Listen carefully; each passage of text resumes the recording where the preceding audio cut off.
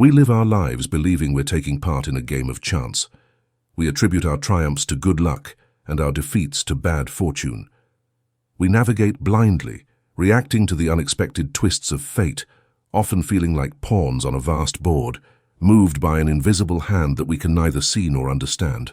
But the forbidden truth, the secret held by the sages throughout the eons, is that life isn't a game of chance. It's a game of mastery.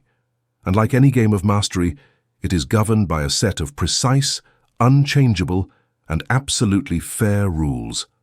Most of humanity plays without knowing these rules, and by not knowing them they are condemned to lose, to live in a state of confusion and powerlessness, blaming the board, the pieces, or so-called chance. This audiobook is the rulebook that has been hidden from you. It is the revelation of the 20 mental and universal laws that are the physics and metaphysics of this game. They are not theories. They are not philosophies. They are the operating principles of the universe, as reliable as the law of gravity. Throughout this journey, you won't learn how to get luckier. You'll learn how to create your own luck. You won't learn to predict the future. You'll learn how to build it. Each law that will be revealed to you is a key, a piece of knowledge that will allow you to go from being a pawn moved by forces you don't understand to becoming the conscious player, the strategist who, by knowing the rules, can design the game and lead it to victory. The game of life has been waiting for you. It's time to learn how to play. Law 1. The law of the master mind, mentalism. This first law, known in ancient teachings as the principle of mentalism, can be summarized in a simple phrase of vast power that shakes the foundations of our worldview. The all is mind. The universe is mental. Let's pause here, because everything that follows in this audiobook and in your life will depend on your understanding of this law. What does it mean that the universe is mental? It means that the fundamental substance of everything that exists, the sun that warms you, the chair you sit in, the money in your pocket, your own body, is not, at its root, solid matter. It is thought. It is consciousness. Modern quantum physics, in its journey to the heart of matter, has reached a similar conclusion. It has discovered that, if we break down matter to its most fundamental level, we don't find small, solid balls. We find vortices of energy, waves of probability that only collapse into a defined particle when observed. The basis of the physical world is not physical. It is informational. It is potential. Metaphysics goes a step further. It posits that the entire physical universe is a mental creation, a projection that occurs in the mind of an infinite and universal consciousness, which we can call the universal mind, or the all. The universe, with all its galaxies and its laws, is a thought held in the mind of God. This idea may seem abstract and distant, but this is where the principle of correspondence comes into play. As it is above, so it is below.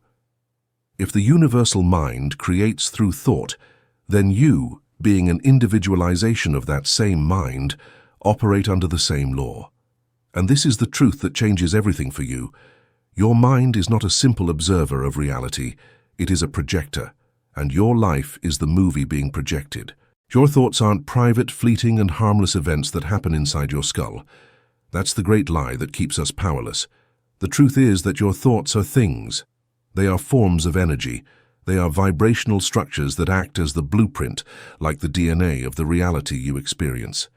To understand how this works, we must explore the dynamic of your two minds, now in this new light. The two minds, the creator and the medium. Your conscious mind is the creator. It is the spark of the universal mind that resides in you. It is the seat of your free will, your capacity to choose, to reason, and above all, to create an original thought. When you have an idea for a new business, when you imagine a vacation, when you set a goal, your conscious mind is acting as the architect, drawing a new mental blueprint. It is the player who decides the next move on the great chessboard. Your subconscious mind is the medium. It is your personal connection to the creative substance of the universal mind. It does not reason. It does not choose. It is completely impersonal and obedient. Its only function is to take the blueprints your conscious mind gives it and use the infinite power of the universe to build them in the physical world. It is the master builder, the faithful constructor. In the game analogy, it is the game engine which processes the player's move and renders the new reality on the screen. The problem is that most of us have abdicated our role as conscious creators. We have allowed our conscious mind to be filled with the blueprints created by others, the beliefs of our parents, the suggestions of the media, the fears of society. And our subconscious, upon receiving these second-hand blueprints, has faithfully built them, creating a life that is not our own, but a reflection of our programming. The law of the mastermind gives you back your power. It reminds you that you are the thinker, and if you are the thinker, you are the first cause of your own experience. The art of conscious causality, integrated practices. The initiate in this law does not try to change anything on the outside at first. He simply becomes an observer of his own mental universe. He knows that the thoughts he allows to live in his mind are the blueprints of the house he is building. One of the most powerful practices is that of mind observation. It is not about meditating to calm it, but to diagnose it. The initiate sits in silence and, like a scientist observing an ecosystem, simply takes note of the species of thoughts that inhabit his mind. Are they predominantly thoughts of worry, of judgment, of gratitude, of possibility? This act of non-judgmental observation is the first step to taking control, because you cannot conduct an orchestra if you don't know what music it's playing. Then the master begins the real game. He deliberately chooses a thought, not a grand desire, but a simple thought. His practice is that of focused intention. He says to himself, "Today, my intention is to see and recognize kindness in the world." He holds that thought as his law for the day. He doesn't try to force anyone to be kind. He simply holds the thought and observes with awe how his perception, his reticular activation system, begins to filter reality in a new way, showing him the countless acts of kindness that before, with his old filter, were invisible. Through this simple practice, the initiate proves the law for himself. He understands on an experiential level that his thought does not describe the world, it invokes it. Law 2. The law of energetic resonance vibration.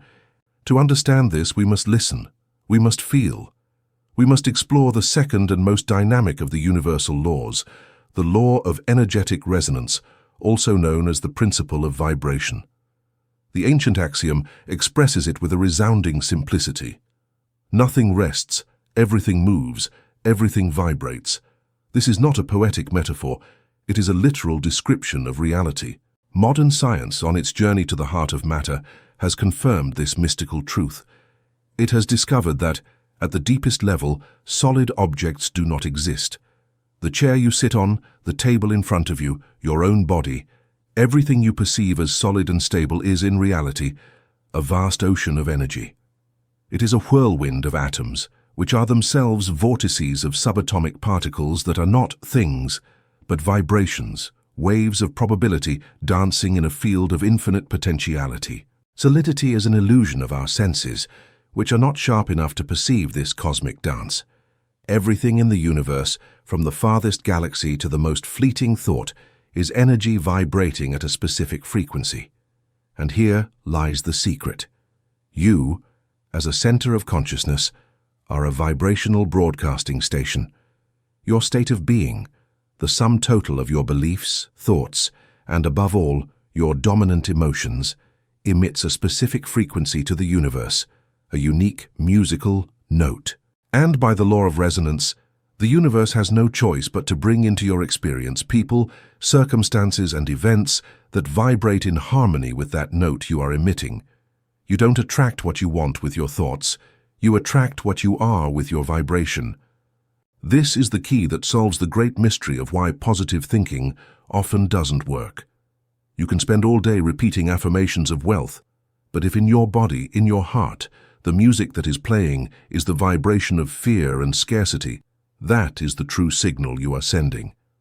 You are trying to sing an opera note, while your entire inner orchestra plays a funeral march, and the universe, which is deaf to your words, but exquisitely sensitive to your music, will respond to the dominant vibration.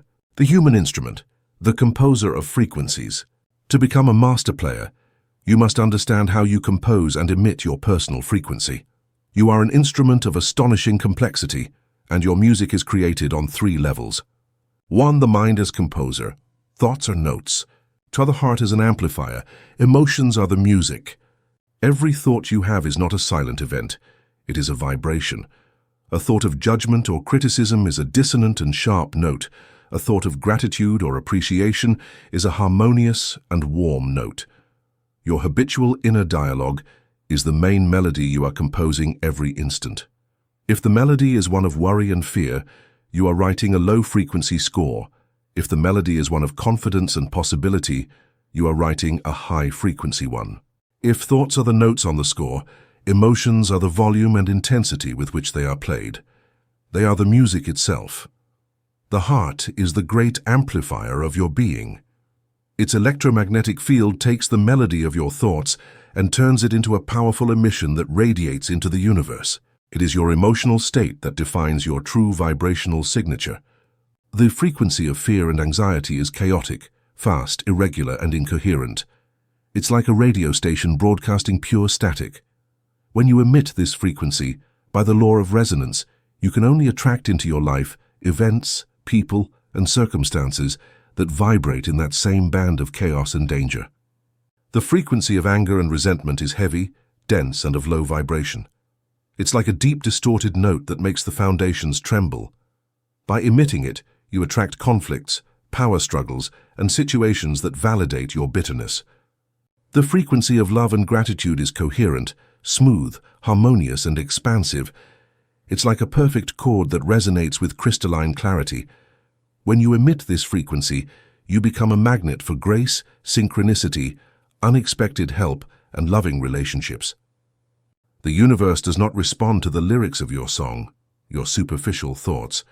It responds to the music of your heart, your dominant emotional vibration. 3. The body as a sound box. Finally, your physical body is the sound box of your instrument. It is not just a passive spectator of this inner music, it vibrates with it. When you chronically emit the frequency of fear, your body resonates with that music. Your muscles tense, your digestion is altered, your immune system weakens. Your body becomes the physical manifestation of dissonance. When you emit the frequency of peace, your body resonates with it. Your muscles relax, your cells regenerate. Your system enters a state of balance and healing. Your body becomes the embodiment of harmony. Disease from this perspective is not an attack. It is a sustained vibrational dissonance over time, and healing is the act of retuning your instrument. The alchemist of vibration, integrated practices. The initiate in this law does not lament the music he is playing. He becomes a master tuner of his own instrument. His first practice is the vibrational audit. The master becomes an expert in self-observation of his own frequency. He knows that his body is the barometer that tells him, in real time, what note he is playing. Several times a day, the initiate pauses and brings his attention to his body, and he asks himself the musician's question, am I in expansion or contraction? He knows that contraction, tightness in the chest, a knot in the stomach, slumped shoulders, is the physical signature of low-frequency vibrations, fear, anger, scarcity. It is dissonance. He knows that expansion, openness in the heart, a feeling of lightness, deep breathing, is the signature of high-frequency vibrations, love, gratitude, confidence. It is harmony. This simple check, this somatic tuning, is his guidance system. He does not judge the note. He simply recognizes it. Once he has recognized a dissonant note, the composer does not fight it. He knows that resisting a note is like trying to stop a vibration with your hands. It is only amplified. Instead, he practices the art of vibrational transmutation. The initiate knows that the fastest way to change his vibration is not by fighting the negative emotion, but by deliberately introducing a positive emotion of a higher frequency. And the most potent note, the master chord that has the power to harmonize any dissonance, is gratitude. The seer, feeling the contraction of fear, does not focus on the fear. Instead, he deliberately looks for something he can feel genuine gratitude for, no matter how small. It can be gratitude for his breath, for the sun, for a happy memory. He immerses himself in the feeling of that gratitude, and he feels how the expansive warmth of that high frequency begins to dissolve from within the contractive cold of fear. He has not fought the darkness. He has turned on a light.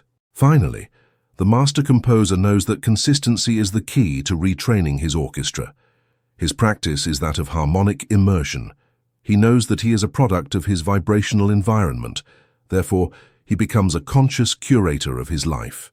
He deliberately chooses the music he listens to, the conversations he participates in, the places he frequents, and the people he spends his time with, based on a simple question: does this elevate my vibration or lower it? He immerses himself in environments and relationships that resonate with the new symphony he has chosen to compose. Law 3. The law of the cosmic mirror, correspondence. The ancient Hermetic axiom expresses it with astonishing beauty and precision. As it is above, so it is below. As it is below, so it is above. And for our purpose, its most practical corollary: as it is within, so it is without. As it is without, so it is within. This is not a simple poetic phrase. It is perhaps the most precise description of the mechanics of reality. It is the law of the reflection, of the echo. It states without a doubt that your external reality, your health, your wealth, your relationships, the circumstances you encounter, is not a solid, objective, and independent entity.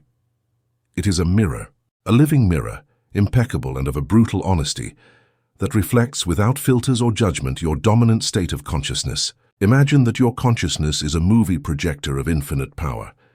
The film inside the projector is the sum total of your habitual beliefs, thoughts, and emotions. When you turn on the projector, the film is emitted and projected onto the vast screen of the universe. What you see on the screen is not the universe itself, it is the film you are projecting. Most of us spend our entire lives trying to change the film by shouting at the screen. We complain about the images, we fight against them, we try to paint over them from the outside, without realizing that the only way to change the reflection is to enter the projection booth and change the film we are emitting from within. The world is not doing anything to you. It is showing you with relentless precision what film you are projecting. Your life is not something that happens to you. It is a feedback loop. It is the echo of the song you are singing in the silence of your soul. To understand how this mirror works, we must analyze it on the three great planes of human experience. The mental plane, the reflection of your beliefs. Your inner world on a mental level is composed of your beliefs and your dominant thought patterns. This is the script that runs in the projector of your mind. The external world reflects this script with a perfect fidelity, manifesting as the recurring themes and situations in your life. Think of the dramas that seem to repeat in your existence, often with different characters, but with the same script. Perhaps you have the abandonment pattern. You change partners, but each one, in one way or another, ends up abandoning you. Perhaps you have the non-recognition pattern. You change jobs, but in each one you feel invisible, undervalued, overlooked for promotions. Perhaps you have the almost success pattern. You get right to the edge of a great achievement, and at the last minute something always goes wrong and ruins everything. These are not destinies. They are reflections. They are the external manifestation of a root belief, of a subconscious program. The person with the abandonment pattern probably holds the belief, "I am not worthy of unconditional love," or "people always leave." The person with the non-recognition pattern believes deep down that "my work is not good enough." And the person with the almost success pattern probably harbors a deep fear of success and visibility. The initiate in The Secrets, when faced with one of these recurring patterns, does not ask with frustration, "Why is this happening to me again?" He asks with a deep curiosity, "Interesting. What belief within me is still so powerful as to project this same film over and over again?" The external pattern is not the prison. The prison is the internal belief. And the pattern is simply the jailer who shows you, with brutal kindness, where the lock is. The emotional plane, the reflection of your vibration. Your habitual emotional state, your vibration, is perhaps the most powerful aspect of your inner world. The universe is a field of resonance. It attracts what vibrates at the same frequency. The reflection of your emotional state manifests in the quality of your relationships and the atmosphere of your environment. If you live in a state of unexpressed anger or resentment, You will attract people and situations into your life that provoke you, that push that same button of anger. The world will constantly give you a reason to be angry, because anger is the frequency you are emitting. If you live in a state of constant anxiety and fear, you will perceive the world as a dangerous place. The mirror of life will show you alarming news, untrustworthy people, and reasons to worry at every corner. On the contrary, if you deliberately cultivate a state of inner peace, you will begin to notice a miraculous change. The people around you will seem calmer. The situations that used to stress you out will lose their power over you. It's not that the world has changed, it's that you have changed the frequency of your receiver, and now you tune into harmony instead of chaos. The physical plane, the reflection of your embodiment.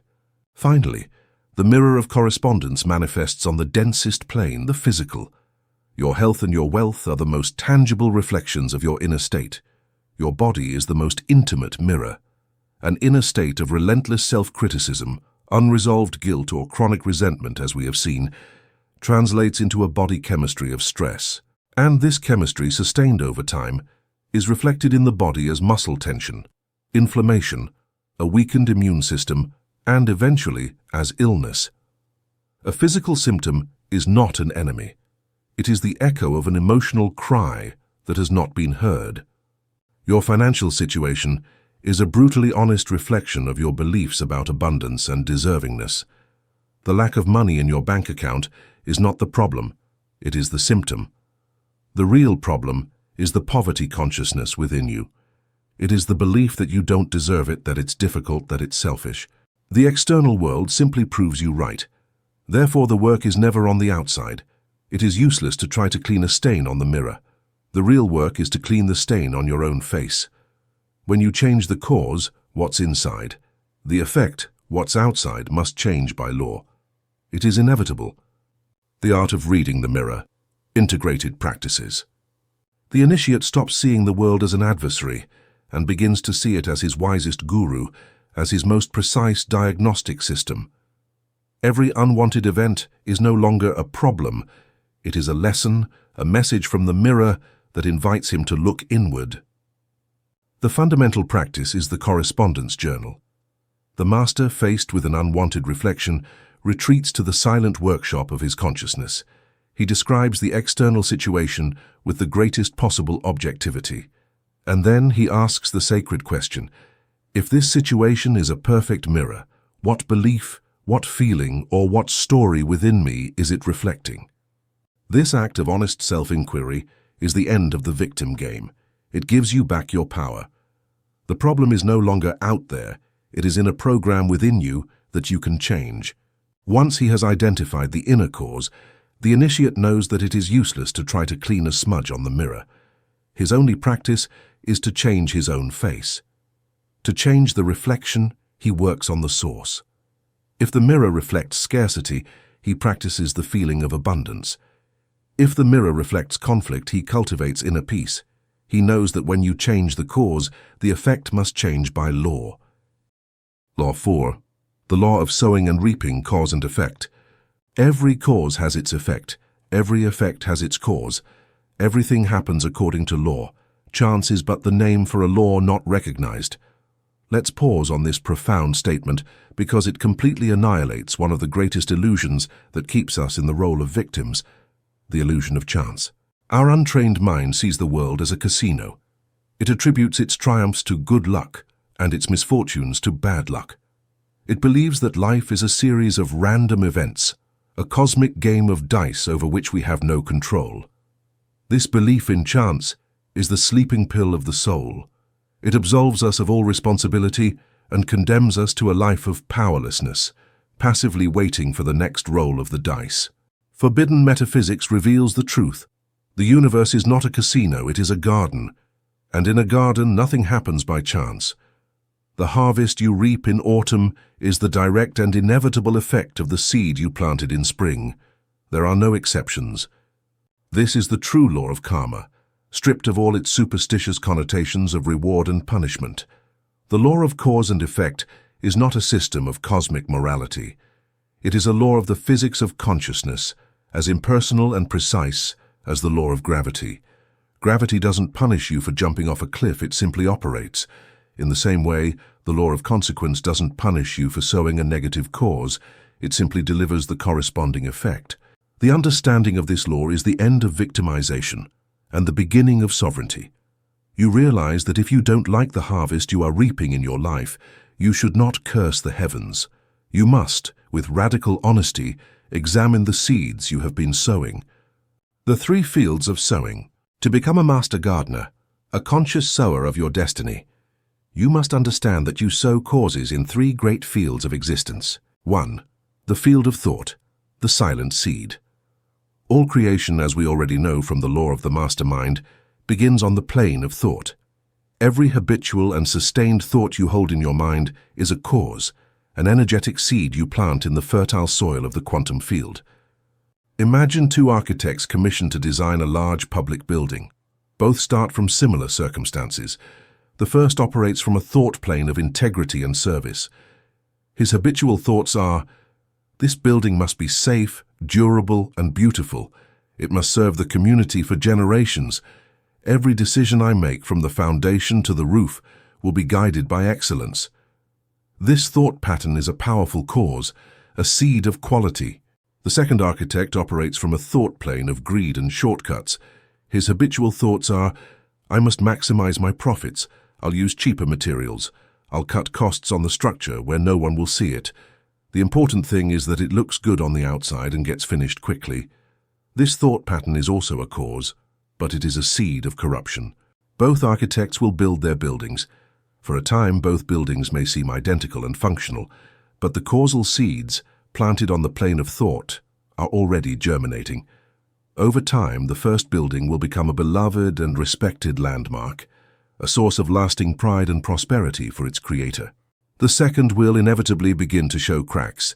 It will suffer structural failures, be embroiled in scandals, and finally become a monument to the ruin of its architect. The final harvest was not an accident. It was the inevitable maturation of the original seed of thought. 2. The field of the word, the spoken seed. If a thought is the seed, the word, both spoken and written, is the act of planting that seed, of giving it a denser vibration and a direction in the world. Every word you utter is a decree that the universe hears and registers. When you constantly talk about your illnesses and pains, you are watering the seed of poor health. You are giving the command to your subconscious to identify with the disease. When you engage in complaint and criticism, you are sowing the seeds of frustration and negativity in your own life. You are tuning your vibration to the frequency of the problem, not the solution. When you speak negatively of others through gossip, you are sowing a karmic cause of terrifying precision. You are emitting an energy of judgment and betrayal that by law must return to you in the form of people who judge and betray you. On the contrary, every time you use your word consciously and creatively, you are sowing causes of power. When you talk about your goals and dreams with passionate conviction, you are watering the seeds of their manifestation. When you use your word to encourage and support others, you are sowing the cause of receiving encouragement and support in your own life. When you practice the art of blessing, of sincerely wishing others well, you are creating a field of high vibration energy around you that attracts equally blessed circumstances. Your word is your tool for sowing. You can use it to scatter poison or to plant flowers. 3. The field of action, the embodied seed. This is the most obvious plane. We all understand that our actions have consequences, but metaphysics teaches us to look at a deeper level. It is not just the action itself that constitutes the cause. It is the intention and emotion that imbue that action. 2 people can perform the exact same external action, but if the seed of intention is different, the fruit they will reap will be radically different. Imagine 2 people who donate exactly the same amount of money to a charity. Person A donates from a place of genuine compassion and a desire to contribute. The inner seed is love and abundance. The effect this cause will generate in their life will be an increase in their own sense of wholeness and the attraction of more opportunities to give and receive. Person B donates the same amount, but does so from a place of ego, to gain social recognition, to feel superior, or for a tax deduction. The inner seed is calculation, vanity, and a subtle consciousness of lack. They need something in return. The effect this cause will generate will be superficial, perhaps a brief boost to their ego, but it will not create a true resonance with abundance. Life does not respond to the mechanics of your actions, it responds to the music of your heart. The art of the conscious farmer, integrated practices. The initiate in this law no longer laments his harvest. He becomes a conscious farmer. His focus shifts from the future, the harvest, to the present, the sowing. His main practice is the inventory of seeds. The master, at the end of his day, does not take a tally of his achievements. He takes an inventory of the seeds he has planted. In his journal he asks himself, what seeds of thought have I watered today? What seeds of word have I scattered? What intention were my actions born from? This practice of honest self-observation gives him total control over his future. If he discovers that he has been planting seeds of fear or judgment, he does not punish himself. He simply practices the art of weeding. Calmly, he pulls out the weed of the negative thought by withdrawing his attention from it, and in its place deliberately plants a new seed of confidence or compassion. Law 5, the law of divine opposites, polarity. Everything is dual. Everything has its pair of opposites. Opposites are identical in nature but different in degree. Extremes meet. All truths are but half-truths. All paradoxes may be reconciled. Let's unpack this powerful revelation because it is the basis of all transmutation. The principle tells us that the opposites we perceive in the world, hot and cold, light and dark, up and down, good and evil, are not, in reality, fundamentally different things. They are simply two extremes of the same thing, two poles of a single spectrum. To understand this, let's use the metaphor of a thermometer. The thermometer measures a single thing, temperature. Cold and hot are not two distinct phenomena. They are simply different degrees of the same thing.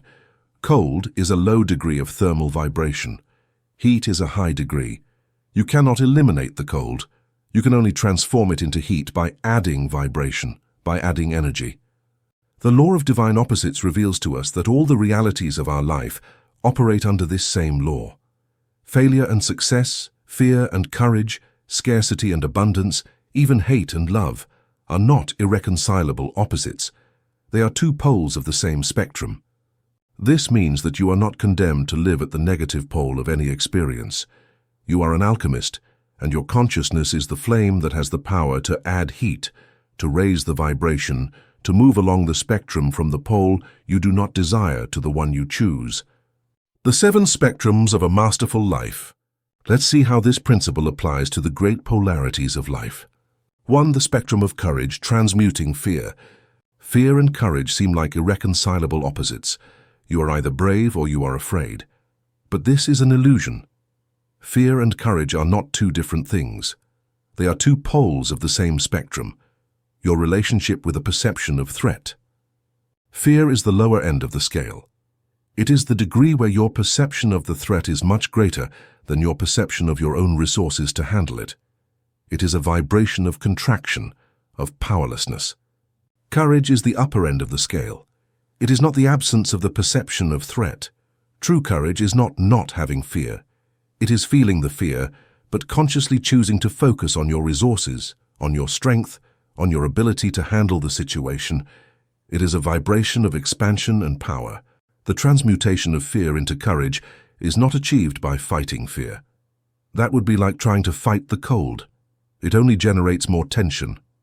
Transmutation is achieved by adding heat, deliberately withdrawing your attention from the catastrophic images of failure, the pole of fear, and focusing it on the empowering images of success and resilience, the pole of courage.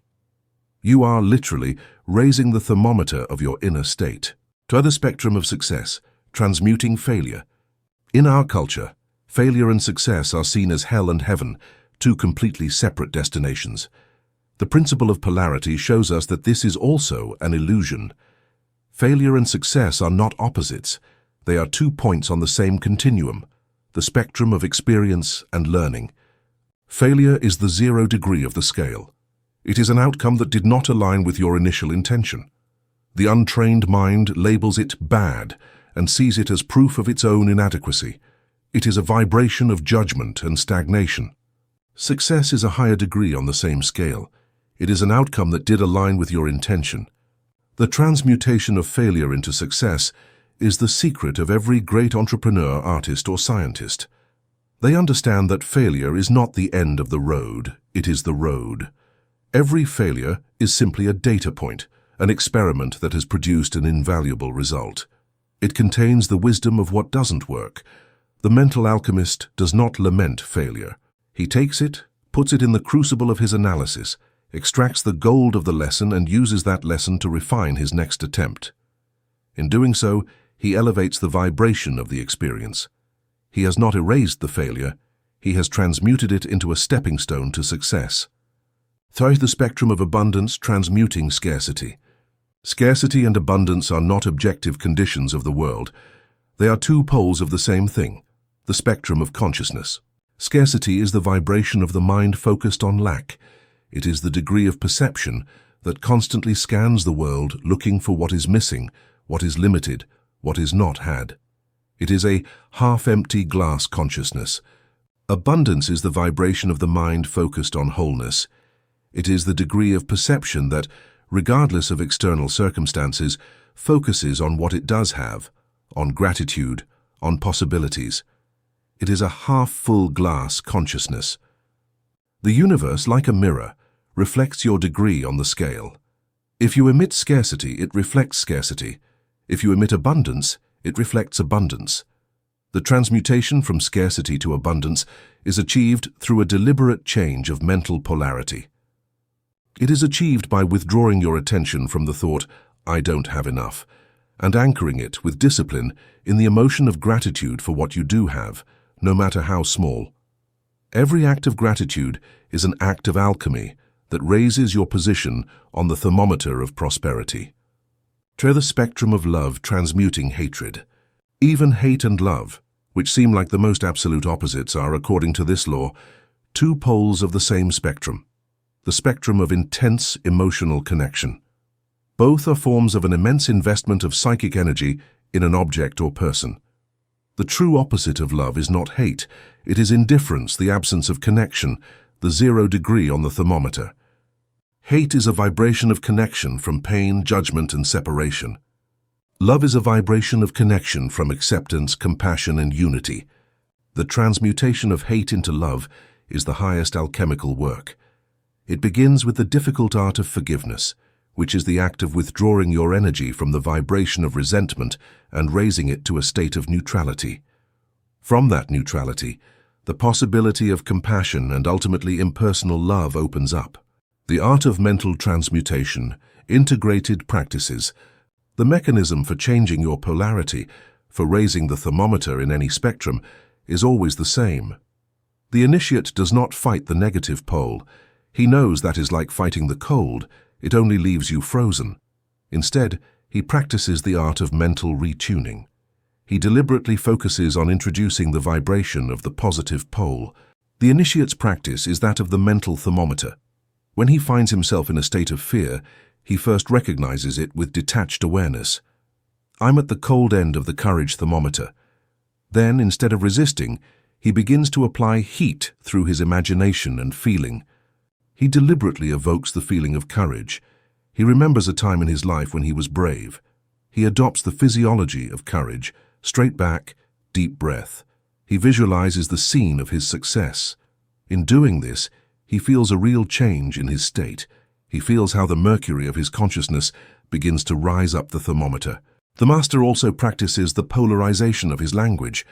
He knows that his words define and reinforce his position on the spectrum. Therefore, he becomes a guardian of his vocabulary.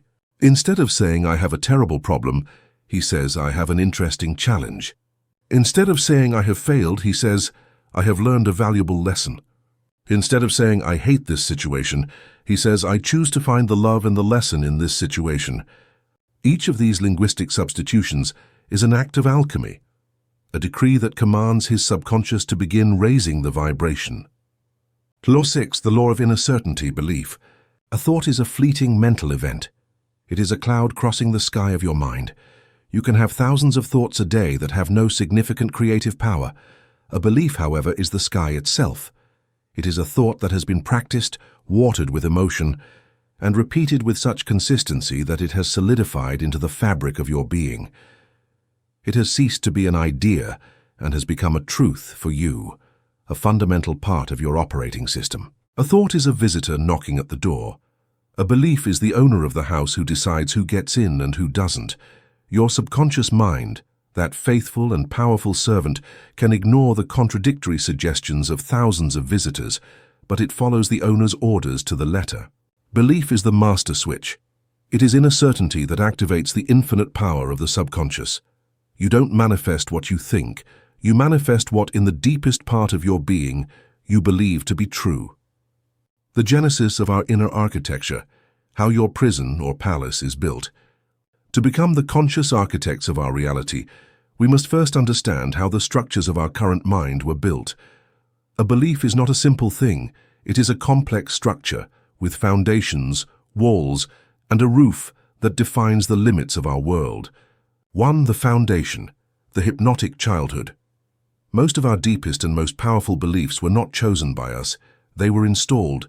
In the first 7 years of life, the human brain operates predominantly in a theta wave state, a state of hypnosis. The conscious and critical mind is not yet formed. In this stage, we are like a tape recorder, absorbing the truths of our environment, mainly from our parents, directly into our subconscious. Their words, their fears, their relationship with money and love were not suggestions. They were programs installed in our operating system. If a child grows up in a home where the dominant belief is, life is a struggle, that idea is not analyzed. It is absorbed as a fundamental law of the universe.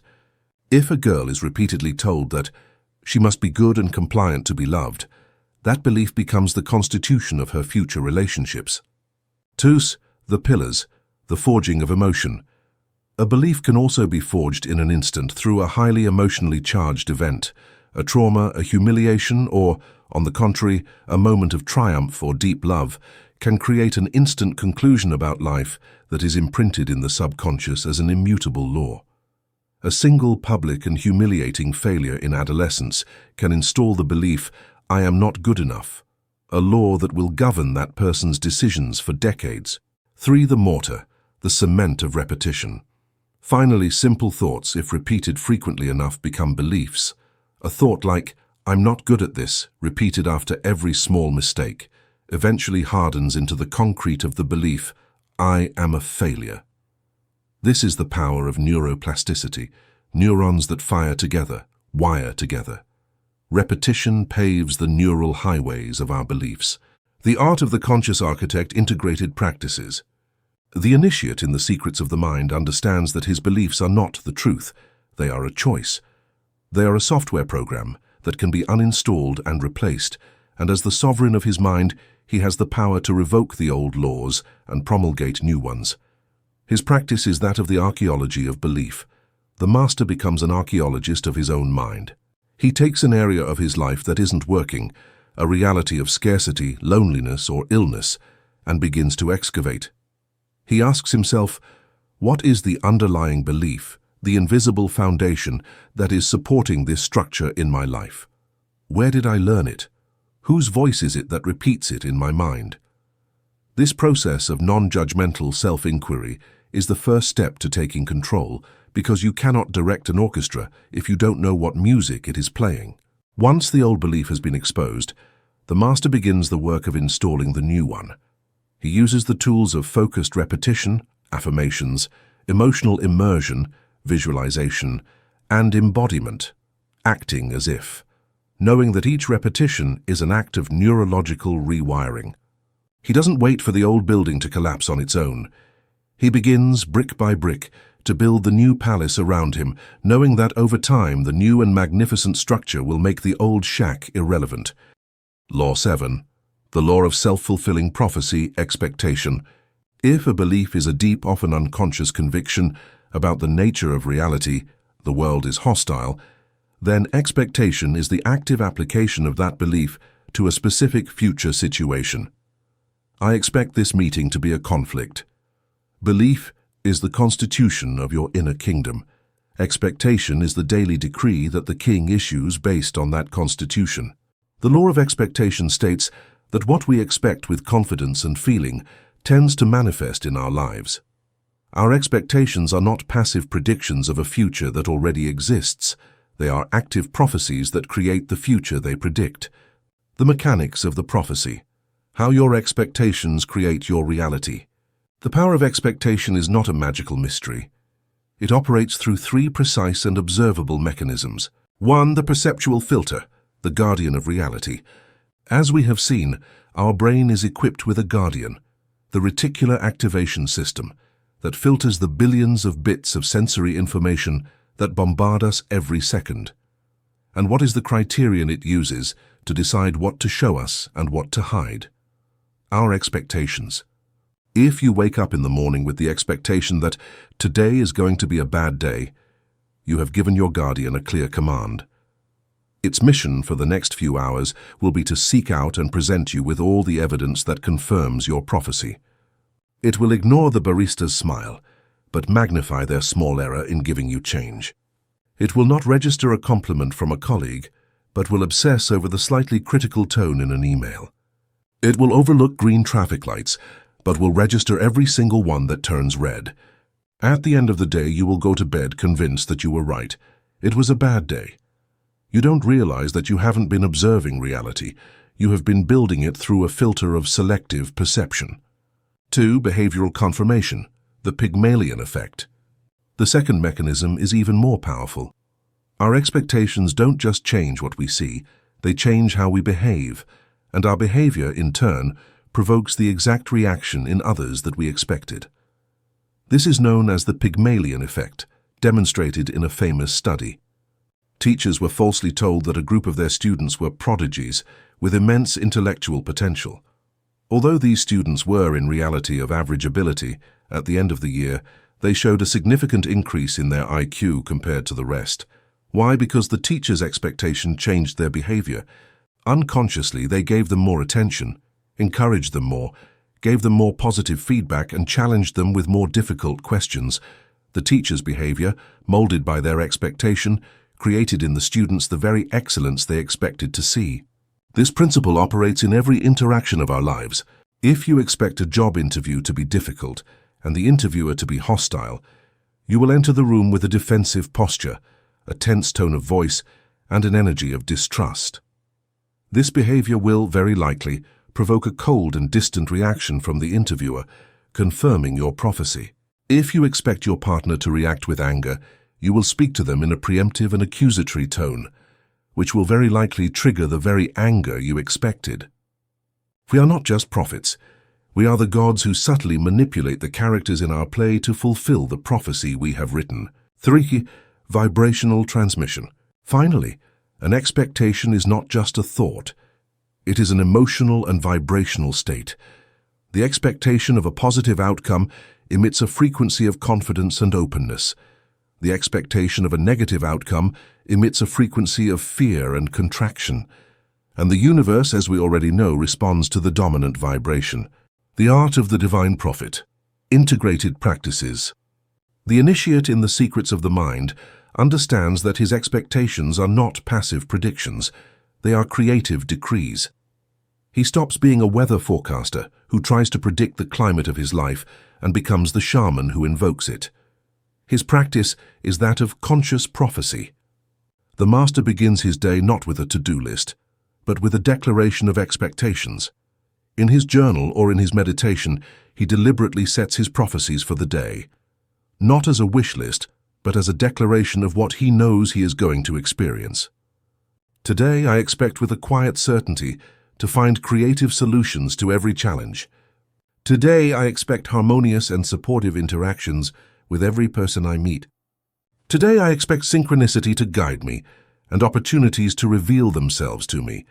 This is not an act of self-deception. It is an act of programming. It is giving his inner guardian, his nervous system, and the quantum field the commands for the day. The initiate also knows that, to change an expectation, he must rehearse the feeling of the expected outcome. Before an important event, he doesn't focus on the event itself, but on the moment after. Before the job interview, the master takes 10 minutes to enter the feeling of success. He feels the relief, the satisfaction, the joy of the call where he is offered the job. He is rehearsing the emotion of his fulfilled prophecy, tuning his vibration to that outcome. When he enters the interview, he no longer hopes to get the job. He radiates the serene energy of the person who has already gotten it. Law 8. The law of deliberate focus, attention. We now come to the law that directs all energy, the one that turns potential into power, the one that separates the dreamer from the creator. Welcome to the law of deliberate focus, the principle of attention. If your consciousness is a sun, your attention is the magnifying glass. A sun by itself bathes the world with a diffuse and warm light. But when you take a magnifying glass and concentrate that same light on a single tiny point, the power is magnified exponentially. The soft light becomes an incandescent beam, capable of lighting a fire, burning wood, and transforming matter. Your beliefs and expectations are the sun, the source of your potential power. Your attention is the magnifying glass. It is the faculty that allows you to take the vast energy of your consciousness and concentrate it with laser-like precision on a single point of reality, giving it the energy needed to manifest. Attention as creative currency. The most fundamental law of energy is this: where your attention goes, your power flows. Your vital energy, your creative force, your capacity for manifestation, everything flows through the narrow channel of your attention. What you focus on in a sustained way grows, is nurtured, becomes magnetized. What you withdraw your attention from withers, loses energy, and dissolves back into the field of potentiality. There are no exceptions to this law. Imagine that the field of universal consciousness is a vast dark stage. On this stage there are infinite possibilities. The possibility of success and of failure, of joy and of sadness, of health and of illness, all coexist as latent potentials. Your attention is the single powerful spotlight in that theater. The scene you choose to illuminate with the spotlight of your attention is the only one that becomes real for you. It is the play that enters your life experience.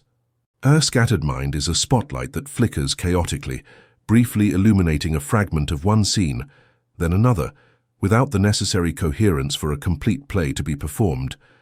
The result is a life that feels fragmented, incoherent, and without purpose. A focused mind is a stable, powerful, and directed spotlight. It is a director who deliberately chooses a scene, that of abundance, of health, of mastery, and keeps his light fixed on it with unshakable patience and persistence until that scene is fully illuminated and becomes the only play performed on the stage of his life. The physics of focus, the observer effect in action. This is not just a good metaphor. It is a description of the physics of creation. As we have seen, the world at its most fundamental level is a quantum field of infinite potentiality, and it is the act of observation, of consciousness, that collapses that potentiality into a reality. A scattered gaze, that of the untrained mind, is a consciousness that observes thousands of possibilities at once. It weakly illuminates the entire field, but it does not have enough intensity to collapse any particular wave. The result is a reality that feels random, confused, a mixture of all possibilities manifesting in a weak and chaotic way. A focused gaze, that of the master, is a consciousness that has withdrawn its light from all other possibilities and has concentrated it with an unshakable intention on a single desired reality. This intense and sustained observation is a command to the quantum field. It says, of all the infinite versions of reality that exist as potential, collapse this one. Focus is not a simple productivity skill. It is the tool with which the Creator sculpts the energy of the universe. The art of the conscious gardener, integrated practices. The initiate in the secrets of the mind understands that his attention is his most sacred capital. It is the currency with which he buys his experiences from the vast catalogue of potentiality. He becomes a jealous guardian of his focus. His fundamental practice is that of the economy of attention. The master performs an audit of his attention budget. He asks himself, what am I investing my attention in every day? In thoughts of fear and scarcity, in meaningless digital distractions, in other people's dramas. He knows that every minute of attention invested in what he doesn't want is a minute of creative power stolen from what he does want. Once he has identified the leaks in his budget, the initiate practices the art of conscious disinvestment. He deliberately withdraws his attention from the sources of negativity and distraction. He does not fight them. He simply stops feeding them with his light. And then, he reinvests that recovered attention capital in his great work, in holding the vision of his wish fulfilled, in cultivating the feeling of his new reality, in performing the inspired actions that align with his purpose. Law 9. The law of shadows and reflections, projection. This law states that we don't see the world as it is, but as we are. What we perceive in others and in our circumstances is not an objective reality, but a reflection of our own inner world, especially of the parts of ourselves that we have not recognized or accepted. The great mystic Neville Goddard expressed it with a phrase of radical power. Everyone is you pushed out. This means that the people in your reality are not independent actors.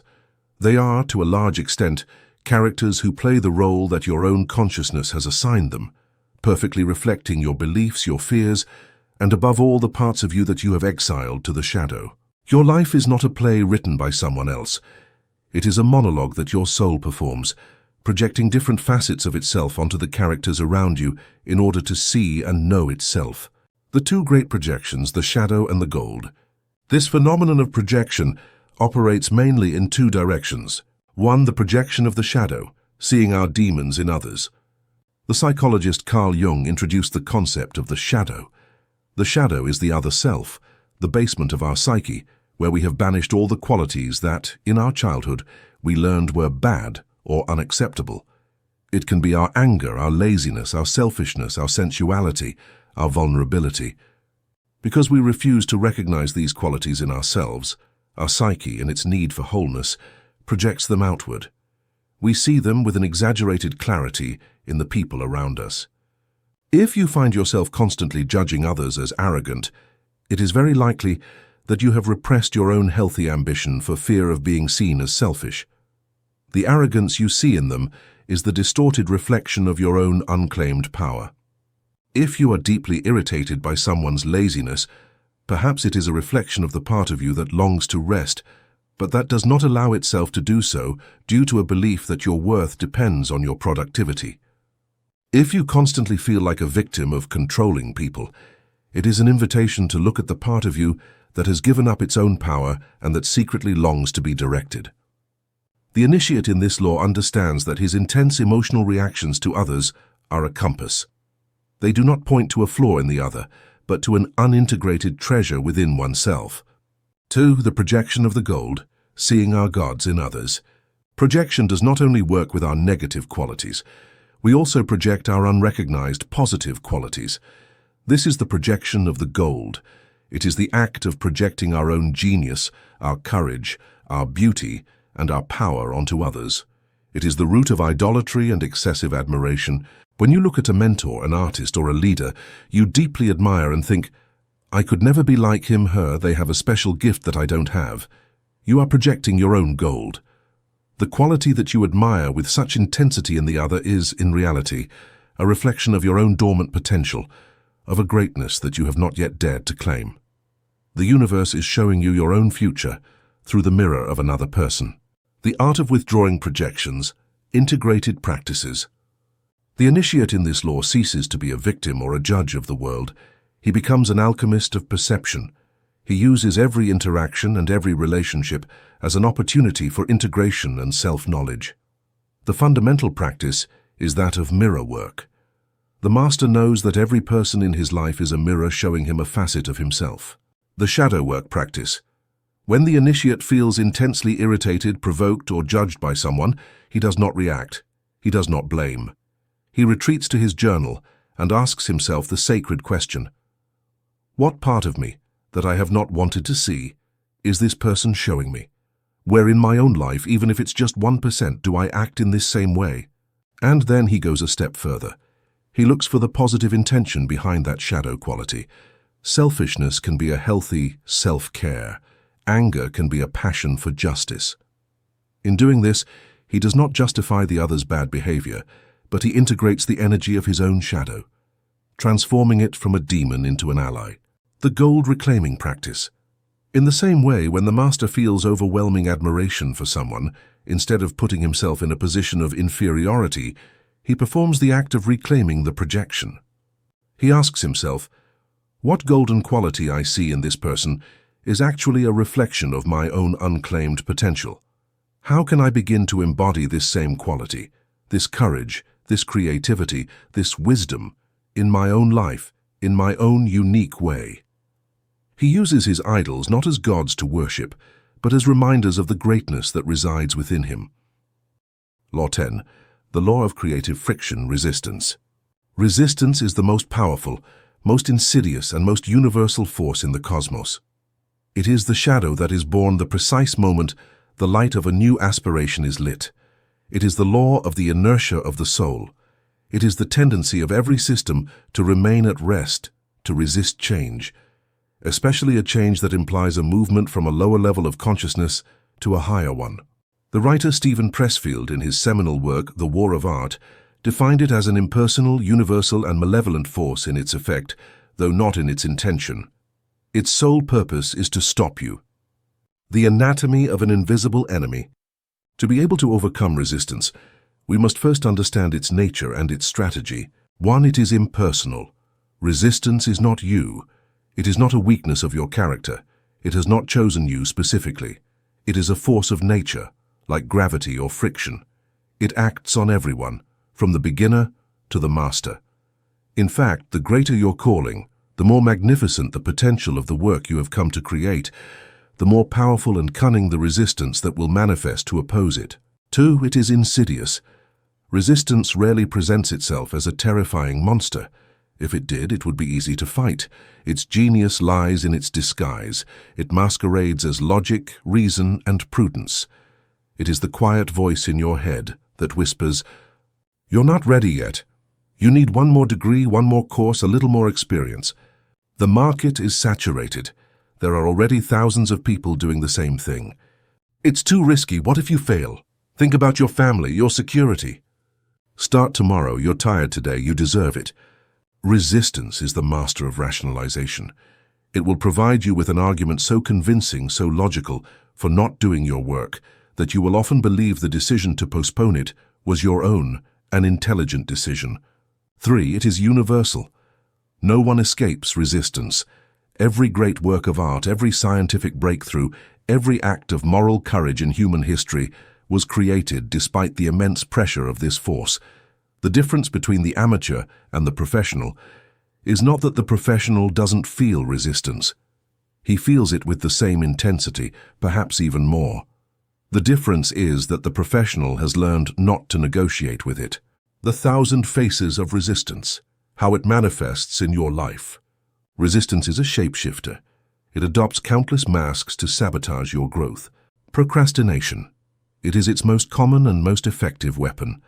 It is the habit of postponing important action in favor of a trivial, immediate gratification. It is the decision to organize your desk instead of writing the first chapter, to watch a YouTube video instead of making the sales call. Distraction. It is the sudden and inexplicable need to do anything else at the precise moment you sit down to do your work. It is the urge to check email, to look at social media, to get up for a glass of water. Drama. Resistance is a skilled dramatist. When you are about to take a big step, it often creates a crisis in your life, an argument with your partner, a sudden health problem, a family conflict, to divert your attention and energy from your true work. Criticism and judgment. Resistance manifests as the voice of your inner critic, whispering that you are not good enough, and it also projects outward, manifesting as the paralyzing fear of others' judgment. Rationalization. As we have seen, it is the ability to construct a flawless logical argument to justify inaction. Addiction. Any addiction to alcohol, drugs, shopping, pornography, work itself, is often a manifestation of resistance, a way of numbing the pain of not living our true lives. The art of the mind, warrior, integrated practices. The initiate in the secrets of the mind knows that he cannot eliminate resistance. It is a law of nature. But he can learn to dance with it, to use it, to defeat it every day. It's not about winning the war, but about winning today's battle. The practice of the mind warrior is that of professionalization. The amateur waits for inspiration to arrive. The professional knows that inspiration is for amateurs. The rest of us, we just show up and work. His practice is based on two pillars: ritual and daily warfare. Ritual is the act of creating a schedule and a sacred space for your work. You don't decide if you're going to work today, you just decide when and where. By turning the action into a habit, into a non-negotiable ritual, you take away resistance's most powerful weapon, the ability to negotiate. Law 11, the law of sacred exchange, compensation. The philosopher Ralph Waldo Emerson expressed it with implacable clarity. For everything you have lost, you have gained something else, and for everything you gain, you lose something. This is the law of universal balance. The universe is not a capricious benefactor or a punishing tyrant. It is a perfect accounting system. It is an infinitely fair merchant. It always seeks balance. Every action has a reaction. Every debit must have a credit. Every act of giving creates a void that, by law, must be filled. The law of compensation assures us that the scales of the cosmos always, and inevitably, return to balance. This law is not moralistic. It is not a system of divine rewards and punishments. It is a law of the physics of energy. If you sow the cause of discord, the law will compensate you with the effect of loneliness. If you sow the cause of laziness, the law will compensate you with the effect of scarcity. If you sow the cause of unconditional love, the law will compensate you with the effect of deep and nurturing relationships. If you sow the cause of exceptional value, the law will compensate you with the effect of abundant prosperity. The universe always pays you. The only question is, what invoice are you presenting it? The three currencies of sacred exchange. To become a master of this exchange, you must understand the three currencies with which you operate in the great market of life. 1. The currency of action, sowing the seeds of value. The first and most obvious of the currencies is your action in the world. The law is simple. The quality and quantity of the compensation you receive is directly proportional to the quality and quantity of the value you give. The untrained mind, the one that operates from a scarcity consciousness, focuses on receiving. Its constant question is, what's in it for me? How much will I earn? It lives in an energy of taking. The initiate in the secrets of the mind inverts this equation. He understands that the secret to receiving is to focus with an almost monastic devotion on giving. His constant question is, how can I serve more? How can I give more value? How can I improve the lives of others in a unique and exceptional way? Let's imagine two artisans who make chairs. The first operates from a consciousness of taking. His goal is to maximize his profits. He uses the cheapest wood, speeds up the production process, and cuts corners on the finishing. His focus is on the money he is going to receive. He produces mediocre chairs that sell for a low price and don't last. The universe compensates him fairly. He receives a small profit and a mediocre reputation. The second artisan operates from a consciousness of giving. He is in love with his craft. His goal is to create the most beautiful, most comfortable, and most durable chair possible. He chooses the best wood. He spends hours on every detail, every joint, every polish. He pours his love and his mastery into the creation. His focus is on the value he is giving. His chairs are works of art. They are more expensive, but people seek them out, value them, and they last for generations. The universe compensates him fairly. He receives abundant prosperity, a reputation for excellence, and most importantly, the deep satisfaction of having expressed his genius in the world. The initiate in this law practices the principle of the extra mile. He always gives more than is expected of him, not as a sacrifice, but as an act of faith in the law.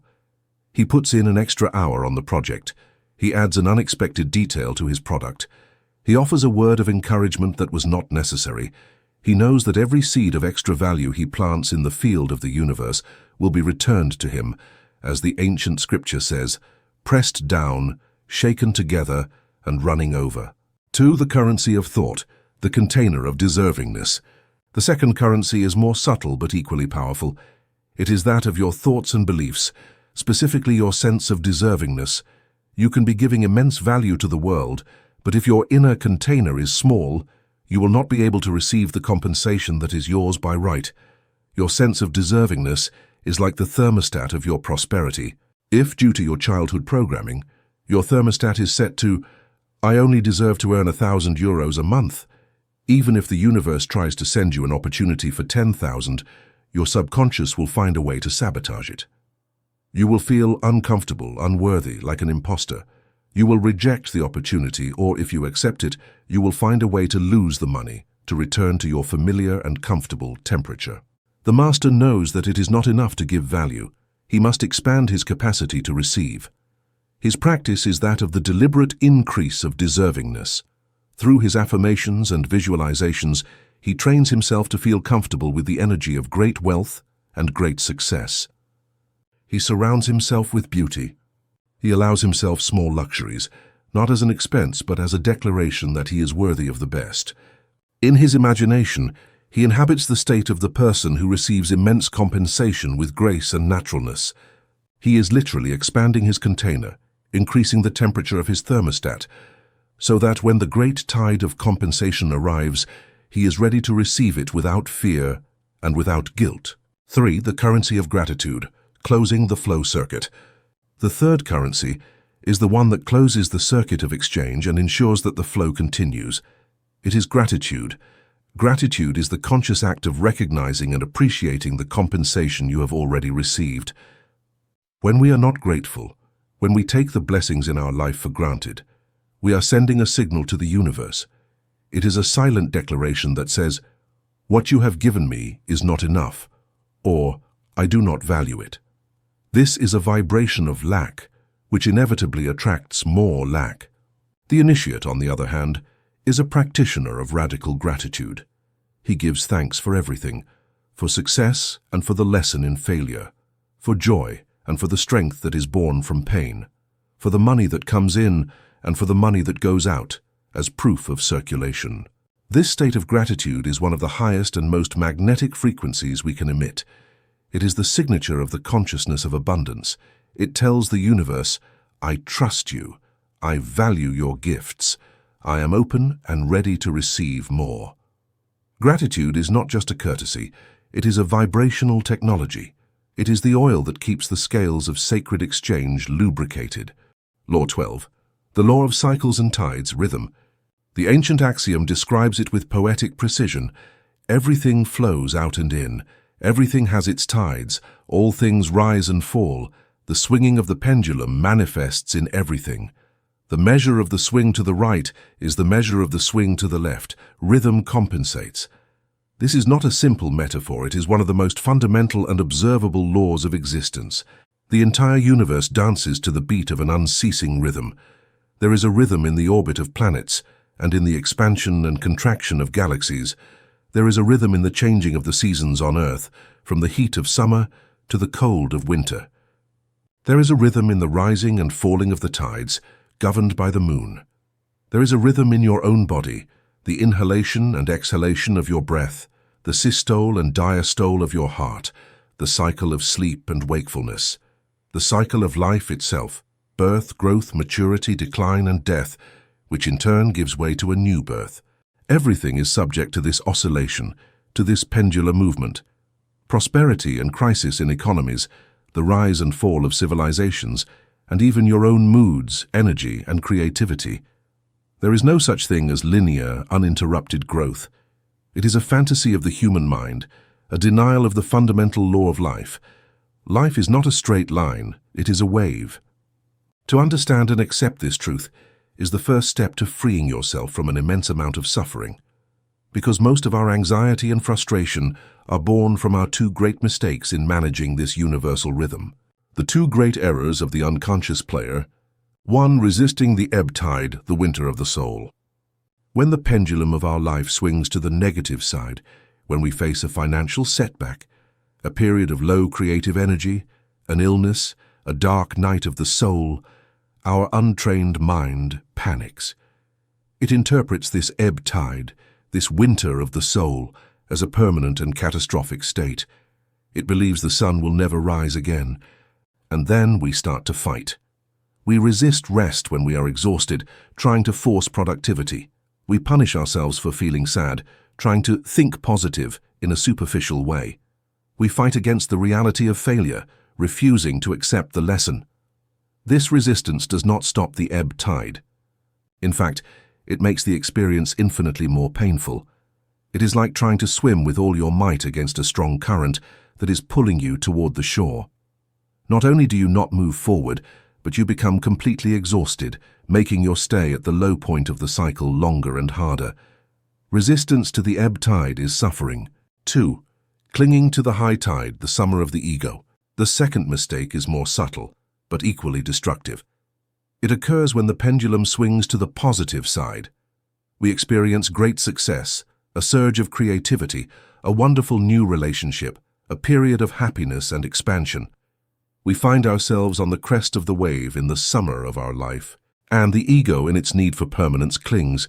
It identifies with the peak. This is me, it says. I am successful. I am happy. And the moment it clings, fear is born, a subtle but persistent fear that this state will end.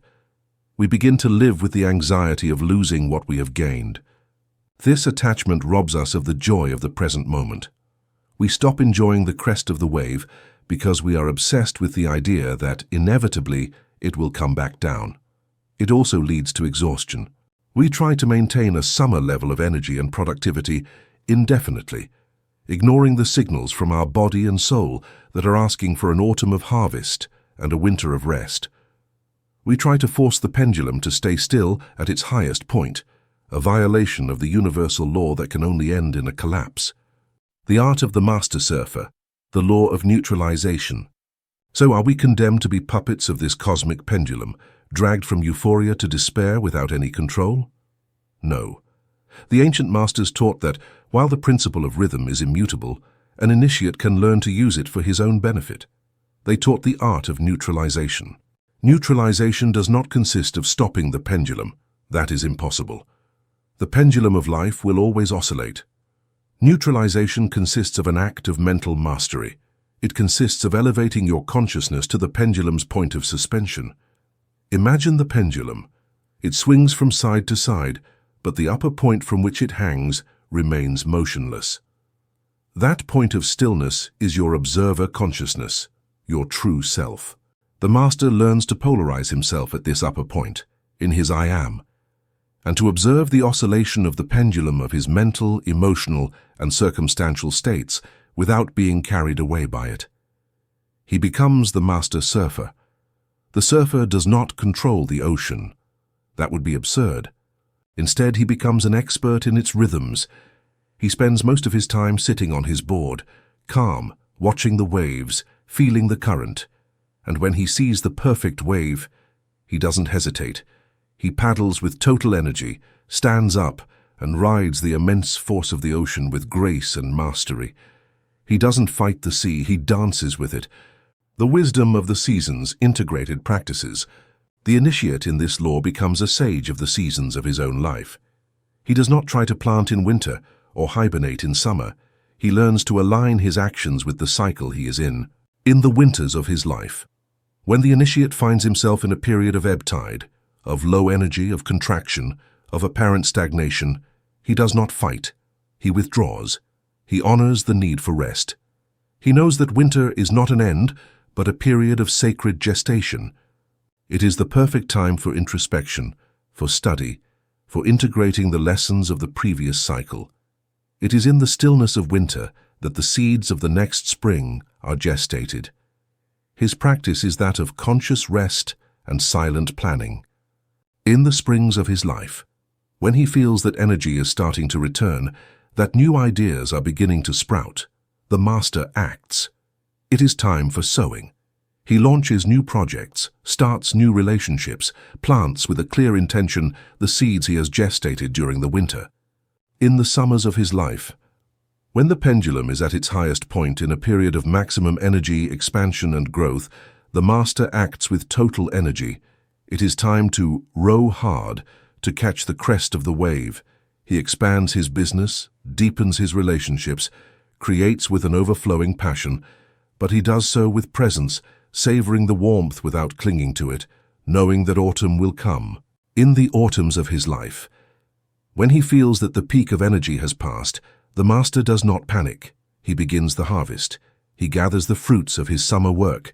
He celebrates his achievements. He gives thanks. And crucially, like the wise farmer, he stores a portion of the harvest for the winter that is coming, whether in the form of financial resources, personal energy, or lessons learned. Law 13. The law of the open hand, detachment.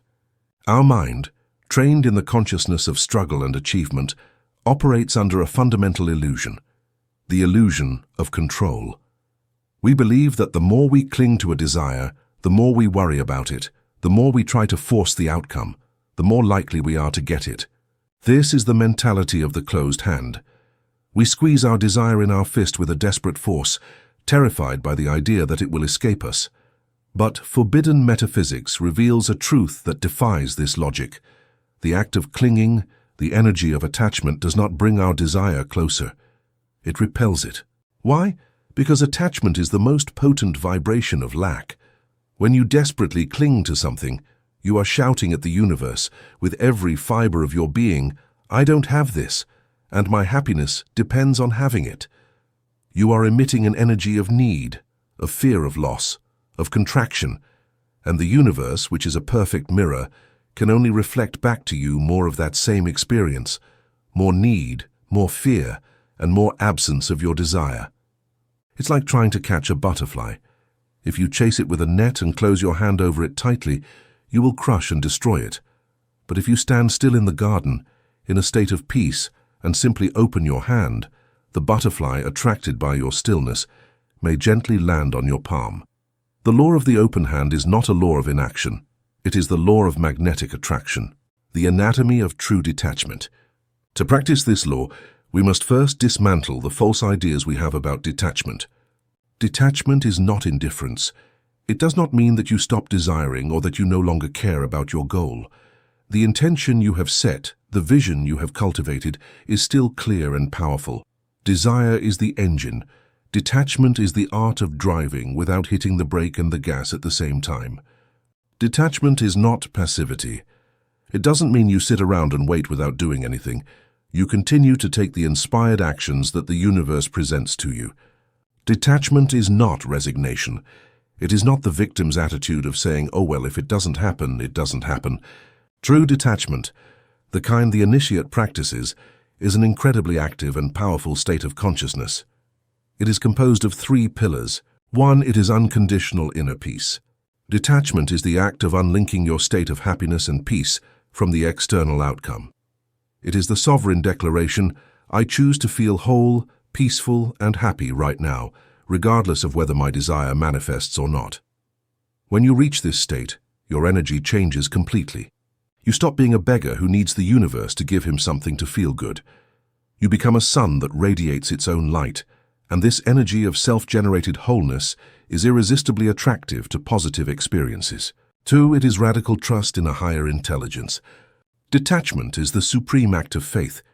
It is the humble recognition that your conscious mind, with its limited vision, is not the only player on the field. It is the trust that the universe, the universal mind, has a much broader vision. By letting go of control over the how and the when, you are allowing this higher intelligence to orchestrate the manifestation in the most elegant and harmonious way. Often, the path the universe charts is much more ingenious and beneficial than your ego could have planned. Detachment is giving the universe permission to surprise you with its genius. 3, it is freedom from need. This is the key. When you are detached, you want your desire, but you no longer need it to feel whole. And the moment you stop needing it, you are freed. Your energy shifts from the contraction of need to the expansion of preference. Imagine 2 salespeople. The first needs the sale to pay his bills. His energy is one of desperation. The client feels it and pulls away. The second salesperson wants the sale, but doesn't need it. His inner security does not depend on it. His energy is one of calm, confidence, and service. The client feels this security and is drawn in. The universe works in the same way. It responds to confidence, not to need. The art of the open hand, integrated practices. The initiate does not leave detachment to chance. He cultivates it as the most precious flower in his inner garden. His fundamental practice is the reframing of the goal. The master understands that his goals are not a matter of life or death. They are preferences. They are games he chooses to play for his own expansion and joy. His happiness is not at stake. This simple perspective takes the burden of mortal seriousness off the process and transforms it into a playful dance. One of the most powerful practices is to add a release clause to each of his intentions. The master, when setting his desire, always adds mentally, "I manifest this or something better for my highest good and the highest good of all involved." This phrase is an act of humility and trust. It recognizes that his ego has a limited vision and that the universe may have an even grander plan. It frees the universe to bring him not only what he thinks he wants, but what his soul truly needs. Finally, to cultivate detachment, the initiate practices stoic negative visualization. He allows himself for a brief and controlled moment to imagine and accept the worst-case scenario, not achieving the goal. And he realizes that even in that scenario he would still be okay. He would still be himself, an intact and powerful consciousness. By making peace with the failure, he frees himself from the fear of it. And by freeing himself from fear, he can act in the world with total audacity and freedom without the paralysis of attachment. Law 14. The law of inspired action movement. We must now explore the law that builds the bridge between the invisible world of intention and the visible world of form. Welcome to the law of inspired action, the principle of movement. The false dichotomy, effort versus inaction. Our mind, trained in duality, presents us with two seemingly opposing options when it comes to action. The first is forced action. It is the philosophy of the warrior and the achiever. It is the belief that we must make things happen through massive effort, struggle, and control. It is the act of rowing against the current. This path, as we have seen, often leads to burnout and frustration. The second is passive inaction. It is the fantasy of the spiritual dreamer, the belief that it is enough to vibrate high and that the universe will do all the work. It is the act of sitting in the boat without oars, hoping that a magical wind will take you to your destination. This path often leads to disillusionment and stagnation. The initiate in the secrets of the mind understands that both are extremes of a limited spectrum, and he discovers a third way, a path of power and grace. The anatomy of inspired action. Inspired action is not measured by the amount of effort, but by the quality of its energy. It is not about how much you do, but from where you do it. It is the action that arises naturally and effortlessly from a state of alignment with your intuition and your purpose. It is the movement that feels like a yes in every cell of your body. It is not a struggle against the current. It is the act of letting go of the oars and raising the sails so that the wind of the universe propels you. Its characteristics are unmistakable. It is inspired, not forced. Forced action is born from should. I should make sales calls. I should go to the gym. It is the voice of the inner critic, of imposed discipline. It feels heavy, like an obligation. Inspired action, on the other hand, is born from inspiration. It is an impulse that emerges from within, often unexpectedly. It doesn't feel like a have to, but like a want to. It is a gentle, joyful pull from your soul, not a violent push from your ego. Forced action drains your energy. Inspired action generates it. It is joyful, not sacrificial. Inspired action often feels like a game. It is the activity that makes you enter a state of flow, where time disappears and you feel completely immersed and energized by the task itself. It is the sign that you are operating from your zone of genius, using your natural talents in a way that nourishes you. If your path to a goal constantly feels like a painful sacrifice, it is a sign that you are fighting against your own nature. Aligned action does not focus on the sacrifice it requires, but on the satisfaction it produces. It is timely, not impatient. Forced action is born from the ego's impatience. It wants the result now and tries to force life's pace. Inspired action, on the other hand, has a sense of divine timing. The master knows when to act with explosive speed and when to wait with infinite patience. It's like the expert surfer. He doesn't try to catch every wave. He spends most of his time sitting on his board, calm, watching the sea, feeling the rhythm, and when he sees the perfect wave, He paddles with total energy and rides the immense force of the ocean with mastery. Inspired action is the art of knowing when to paddle and when to wait.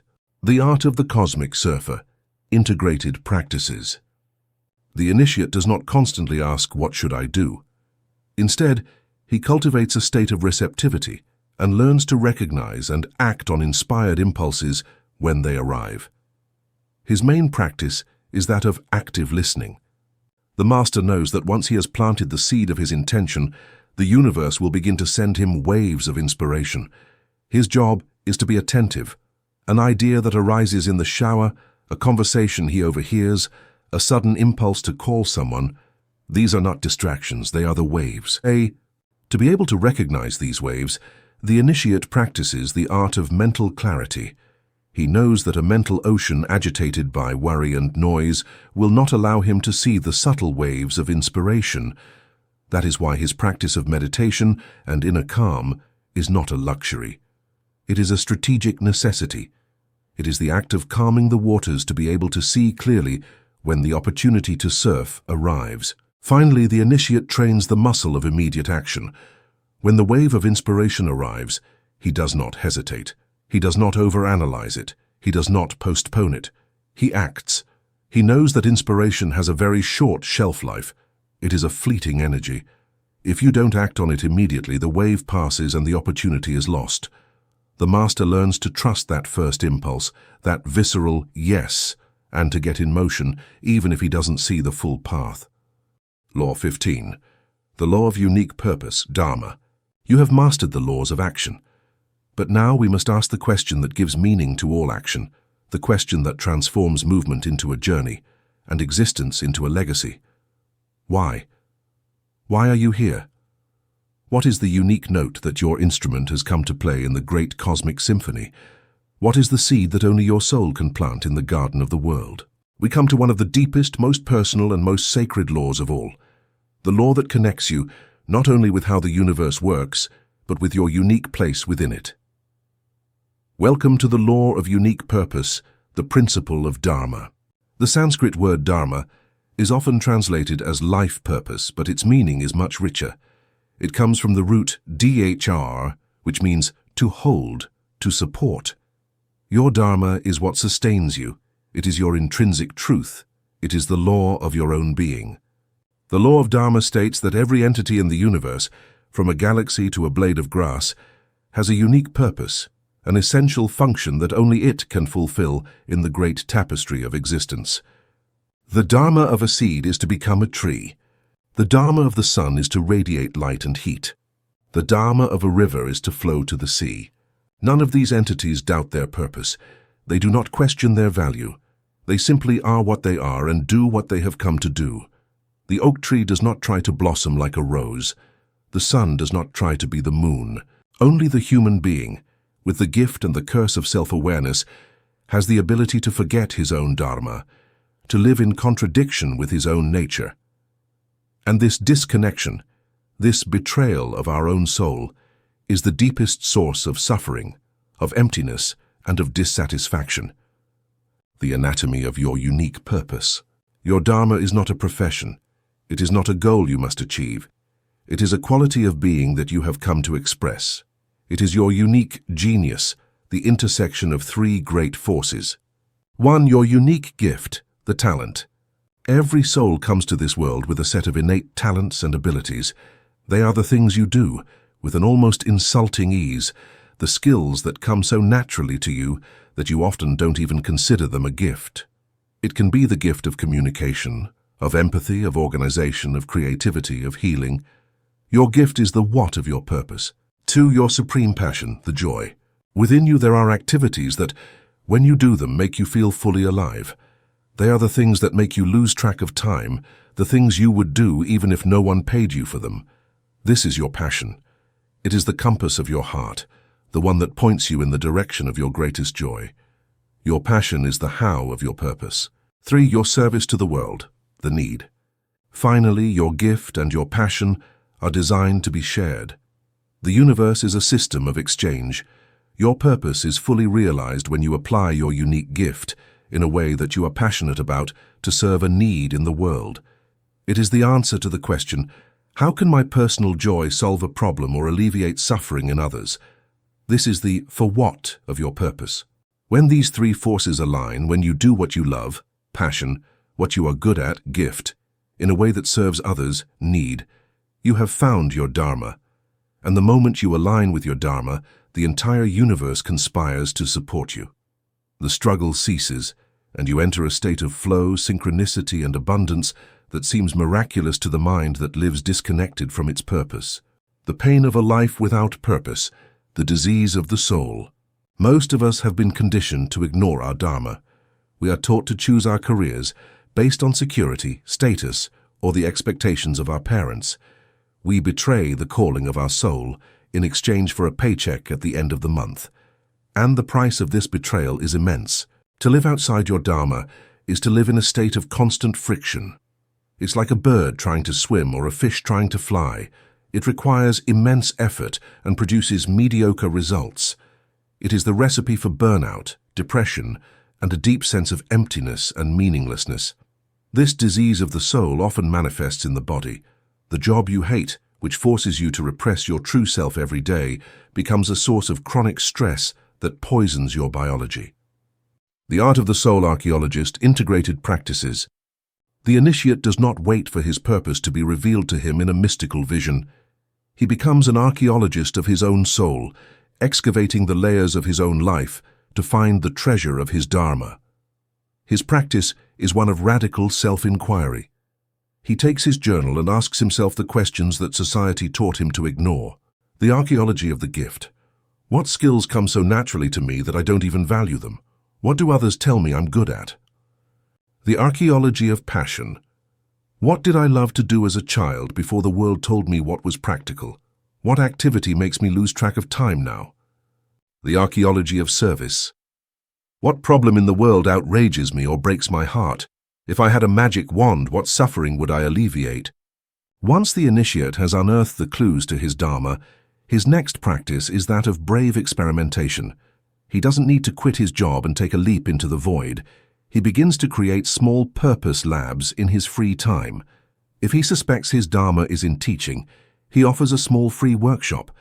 If he believes it is in healing, he volunteers at a hospice. These small experiments are crucial.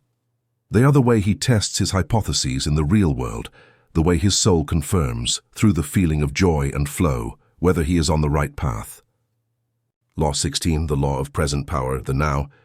The untrained mind, hypnotized by the illusion of time, always postpones life. Its response is always tomorrow. Tomorrow I will start my purpose. I'll be happy when the future arrives. If only my past had been different. To claim your mastery, to move from being a dreamer to being a creator, you must understand the simplest, deepest, and most radical law of all, the law that dissolves the past and the future and anchors you in the only point of power that exists. Welcome to the law of present power, the principle of the now, the great illusion of time. Our mind operates under a silent tyranny, the tyranny of psychological time. It is crucial to differentiate between clock time and psychological time. Clock time is a useful tool. It helps us make appointments, organize our society, and measure the cycles of nature. It is practical and necessary for life on the physical plane. Psychological time, on the other hand, is a disease of the mind.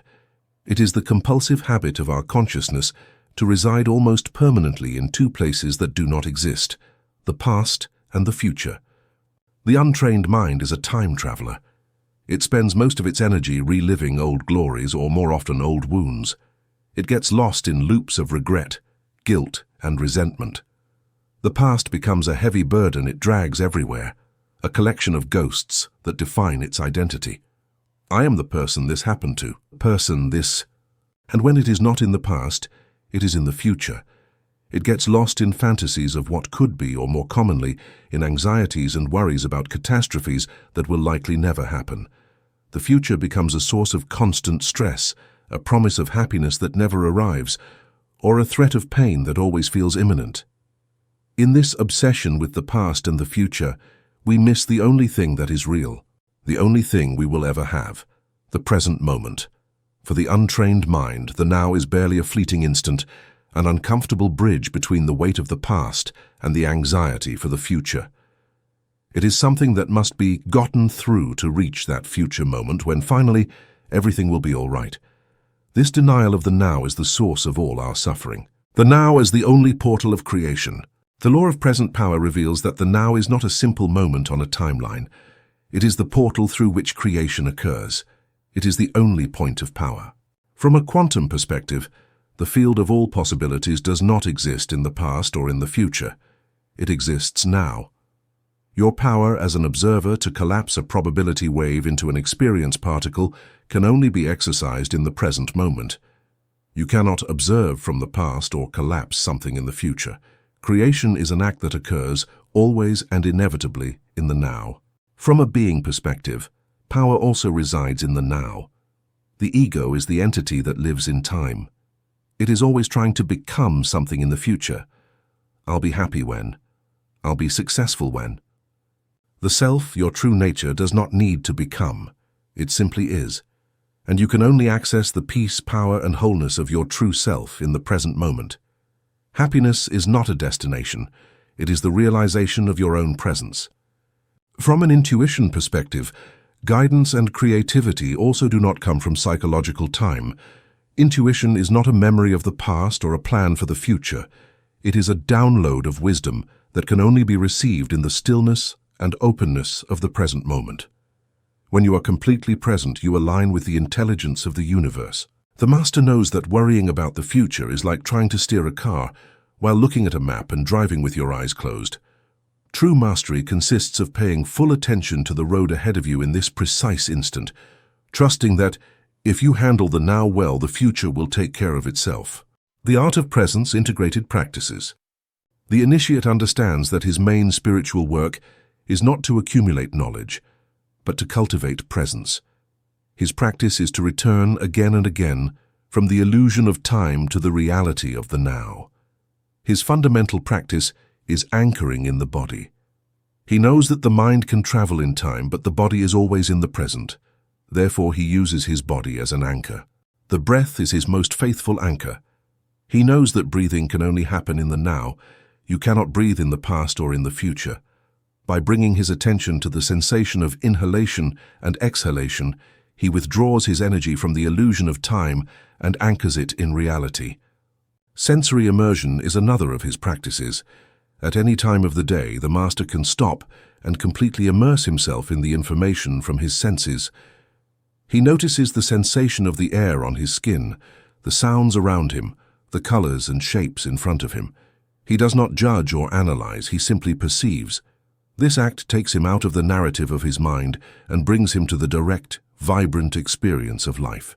The deepest practice is that of inner body awareness. The initiate closes his eyes and brings his attention inward, feeling the subtle vibration of life, the energy field that animates his hands, his feet, his chest. By connecting with this sense of being alive, he anchors himself in the timeless essence of his own self, a place that is beyond birth and death, beyond time. The initiate stops treating the present moment as an obstacle to be overcome to get to a better future. He realizes that the present is the destination. The journey and the arrival are one and the same. Law 17. The law of intelligent surrender, Wu Wei. The untrained mind, even when it is conscious, often makes a fundamental mistake. It tries to use the power of the now with the force of the ego. It tries to force creation, to make things happen through massive effort and meticulous control. It is the mentality of the warrior and the achiever brought to the plane of consciousness. But the master knows that the universe does not respond to force. Fighting against reality is like trying to sculpt water with a hammer. It is exhausting and useless. To become a true master of action, you must learn the most subtle, most elegant, and most paradoxical law of all.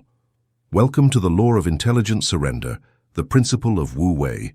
Wu Wei, a central concept of Taoism, is often translated as inaction or non-doing. But this translation is misleading. It doesn't mean laziness or passivity. It means, more precisely, effortless action or action without struggle. It is the art of acting in perfect harmony with the natural flow of the universe, with the Tao. It is the wisdom of knowing when to act with total precision and when to do nothing at all. It is the difference between a swimmer who frantically fights against a river's current and an expert navigator who unfurls his sails and uses the wind's own force to carry him to his destination. Both are moving, but one is exhausted and the other is energized. The law of intelligent surrender is the pinnacle of effectiveness. It teaches us that the greatest achievements are not born from the greatest effort, but from the greatest alignment. The tyranny of effort. Why doing more often produces less. Our culture suffers from an addiction to effort. We have been programmed with the belief that more is better, more hours of work, more tasks, more control, more struggle. This mentality, while it can produce short-term results, inevitably leads to three great forms of suffering. Exhaustion. Constant effort fighting against resistance is a massive leakage of vital energy. It leads to burnout, illness, and a loss of joy. Inefficiency. Fighting against the universe's current is incredibly inefficient. It's like trying to chop down a tree with a hammer. You can spend years hitting it and barely make a dent, while a wise lumberjack with a sharp axe, the right tool, and waiting for the right moment, can fell the same tree in a fraction of the time. Blindness to opportunities.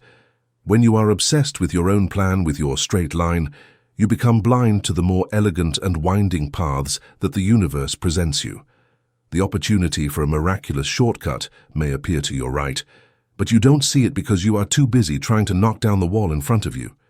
The initiate in the secrets of the mind understands that forced action, the one born of the ego, is a form of distrust. It is the silent declaration, I don't trust the universe, I have to do everything myself. The art of the master, collaborating with the Tao. The master does not stop acting, but his action is born from a completely different place. Instead of imposing his will on reality, he seeks to align his will with the will of the universe. He becomes a co-creative partner. His practice is based on three disciplines. 1. The discipline of listening, feeling the current. The master knows that he cannot collaborate with a river if he does not feel the direction of its current. His first practice is not action, but deep listening. Before making an important decision, the initiate does not rush to analyze the pros and cons. He withdraws to silence, he sits in meditation, and he feels. He takes the question to his heart and his gut, and he listens for the answer that arrives in the form of a sensation. Does the idea of taking this action feel expansive, light, joyful? This is the sensation of alignment, of rowing with the current. Or does it feel contractive, heavy, forced? This is the sensation of resistance, of rowing against the current. The master has learned to trust this inner compass over the arguments of his logical mind. He knows that an action that feels right on a deep level, even if it seems illogical, will always produce a more harmonious outcome than an action that seems logical but feels forced. 2. The discipline of patience, waiting for the wave. The master surfer spends 90% of his time sitting on his board, waiting. Not out of laziness, but out of wisdom. He is observing the rhythm of the ocean, waiting for the perfect wave. He knows that trying to catch a mediocre wave is a waste of energy.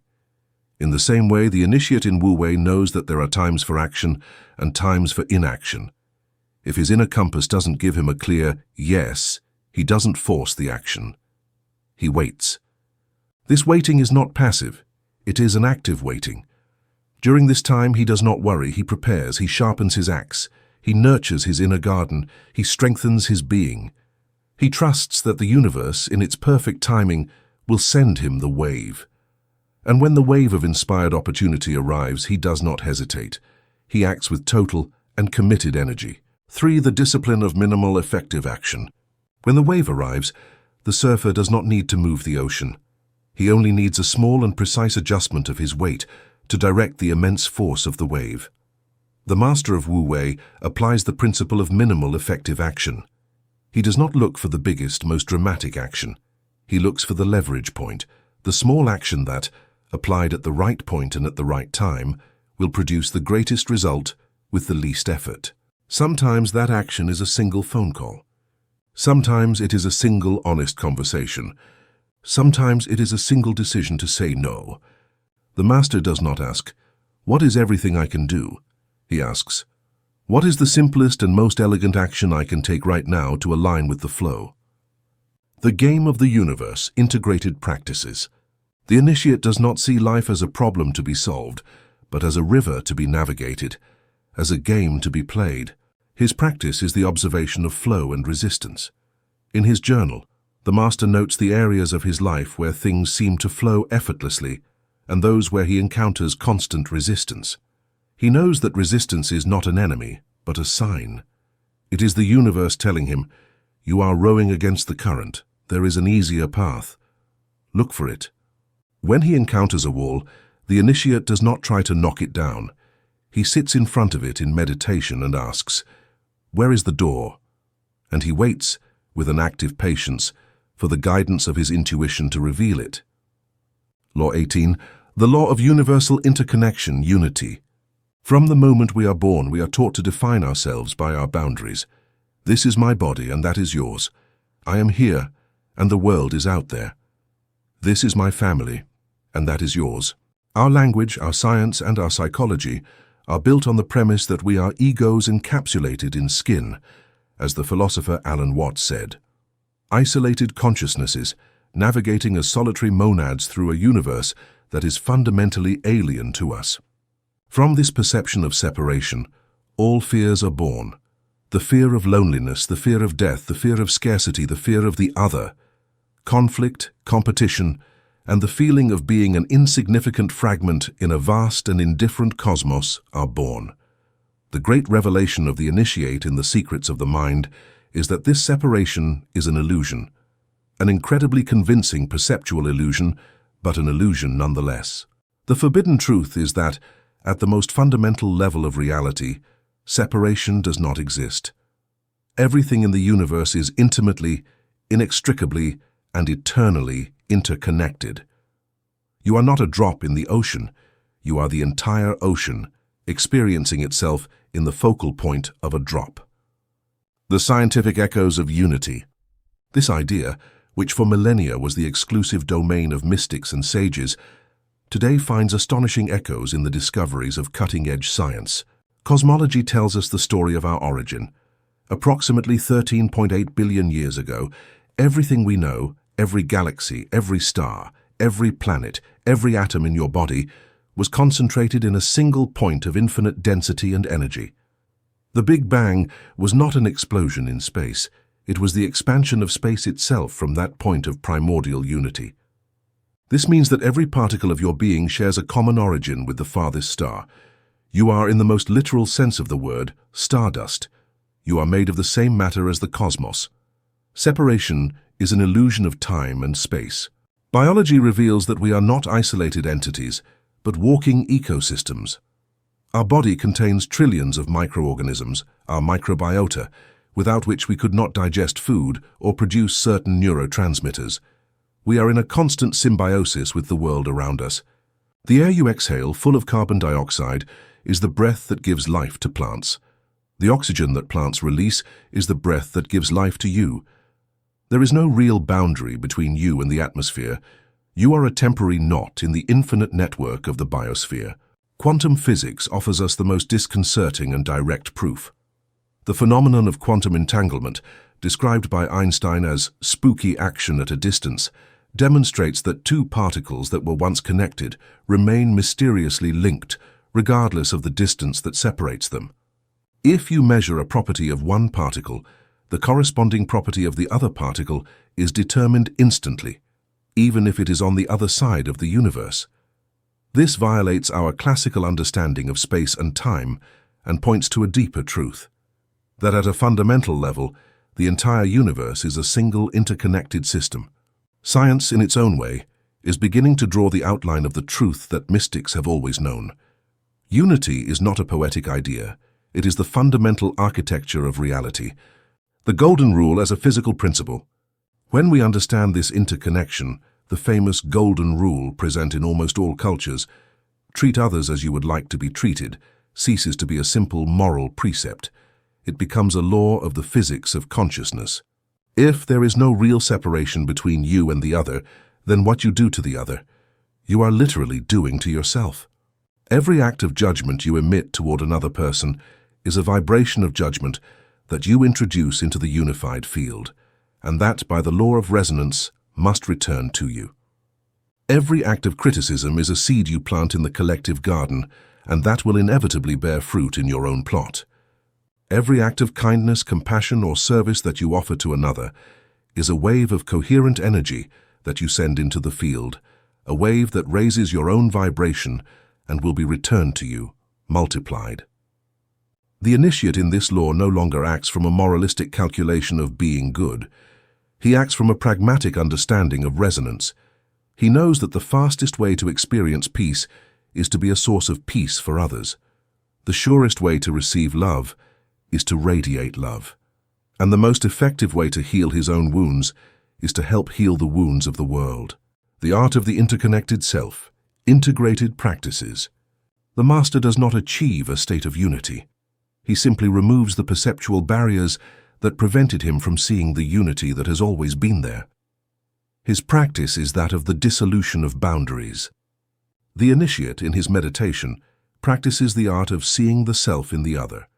When he meets a person who causes him conflict or judgment, he looks beyond the mask of their personality, their words, their actions.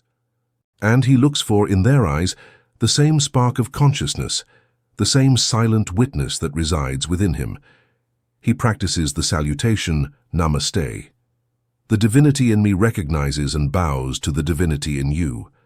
This act of conscious recognition dissolves the energy of conflict and replaces it with that of compassion. Another of his practices is the meditation of gratitude for the network. The master sits in silence and traces the infinite lines of interconnection that make his existence possible at that moment. He gives thanks to the farmer who grew the food he ate, to the engineer who designed the phone he uses, to the anonymous workers who built his house, to the ancestors who passed life on to him. In doing this, his feeling of being an isolated I dissolves into a deep and humble appreciation of his total dependence on the network of life. This practice is the most potent antidote to the ego and to arrogance. Law 18. The law of universal interconnection, unity. This law states that the fundamental impulse of life in all its forms is expansion. Life does not seek security, it seeks growth. It does not seek static balance, it seeks dynamic expression. It does not seek comfort, it seeks to surpass its own limits. Observe the universe. It is not static. From the moment of the Big Bang, it has been in a state of constant, accelerated expansion. Observe a seed. It is not content to remain a seed. It feels an irresistible impulse to break its own shell, to overcome the resistance of the earth and to grow toward the light, always seeking to express its maximum potential as a tree. Observe a child. It is not content with crawling. It feels an innate impulse to stand up, to walk, to run, to explore, to learn, to grow. Stagnation is the antithesis of life. It is a form of death. A river that stops flowing becomes a stagnant, lifeless swamp. A muscle that ceases to be challenged atrophies. A mind that stops learning becomes rigid and dogmatic. Suffering, at its deepest level, often stems from our resistance to this fundamental law. It is born from our attempt to cling to security, to comfort, to the known, while our soul, like the seed, longs to break the shell and grow. The two forms of expansion, capacity and expression. The law of infinite expansion manifests in our lives through two great avenues of growth. One, the growth of capacity, expanding your container. The first form of growth is the expansion of our capacity. It is the strengthening and widening of our mental, emotional, and spiritual container to be able to handle higher levels of energy, responsibility, and complexity. Our comfort zone is the limit of our current container. Within this zone, we feel safe and competent, but there is no growth. Growth only happens when we dare to operate at the edge of our capacity, in the zone of optimal discomfort. The initiate in the secrets of the mind understands that challenges, problems, and obstacles are not punishments. They are the universe's resistance training. They are the weights that life presents to us so that our soul muscle can grow. The financial crisis that forces you to learn about money expands your capacity to handle prosperity. The difficult relationship that forces you to learn about communication and boundaries expands your capacity to experience a deeper love. The professional project that seems too big for you is the perfect opportunity to expand your capacity for leadership and creativity. The master does not run from the challenge. He sees it as a gift. He knows that the size of his success will be directly proportional to the size of the problems he is capable of solving. And to solve bigger problems, he needs a bigger container. Therefore, he embraces the feeling of discomfort, knowing that it is the very sensation of growth. 2. The growth of expression, unfolding your potential. The second form of growth is the expansion of our expression. It is the impulse to unfold the unique potential that resides in our soul, our dharma. A little acorn does not try to become an oak tree. Simply, if given the right conditions, it unfolds the potential of the oak tree that is already coded within it. In the same way, your life, at its highest level, is not a search to become something you are not. It is a process of unfolding the magnificence that you already are. This growth of expression manifests through creativity, and creativity is not limited to the arts. An entrepreneur who creates a new business is participating in the divine act of expression. A parent who raises a child with love and consciousness is participating in the divine act of expression. A scientist who formulates a new theory is participating in the divine act of expression. A gardener who cultivates a beautiful garden is participating in the divine act of expression. Creativity is the mandate of life. It is the way the universe through us continues its own expansion. To refuse to express our unique gifts, to bury our talents out of fear or apathy, is an act against life itself. It is the cause of the profound existential frustration that plagues so many. The art of the conscious evolver, integrated practices. The initiate stops seeing life as a search for happiness or security. He sees life as a curriculum, perfectly designed for the expansion of his own consciousness. His fundamental practice is the expansion question. Faced with any situation, whether a challenge or an opportunity, the master asks himself, what is here for me to grow? How can I use this experience to expand my capacity or my expression? This question reframes the entire experience. The problem ceases to be an obstacle and becomes a teacher. The opportunity ceases to be a risk and becomes an invitation. The master also practices the deliberate search for his edge. He does not wait for growth to happen to him. He actively seeks it out. He chooses to read the book that is a little too difficult for him. He chooses to have the conversation that scares him a little. He chooses to take on the project that takes him out of his comfort zone. He knows that his edge, the boundary of his comfort zone, is not a wall but a threshold, and that by crossing it repeatedly, he expands the territory of his own being. Law 20. The law of personal sovereignty, inner control. Welcome to the law of personal sovereignty, the principle of inner control. The untrained mind suffers from a profound confusion about the nature of power. It believes that power is external control. It is the ability to manipulate circumstances, to control people, to force outcomes to conform to its desires. And in this pursuit of external control, it spends its entire life in a state of struggle, anxiety, and frustration. Because the truth is that control over the external world is an illusion.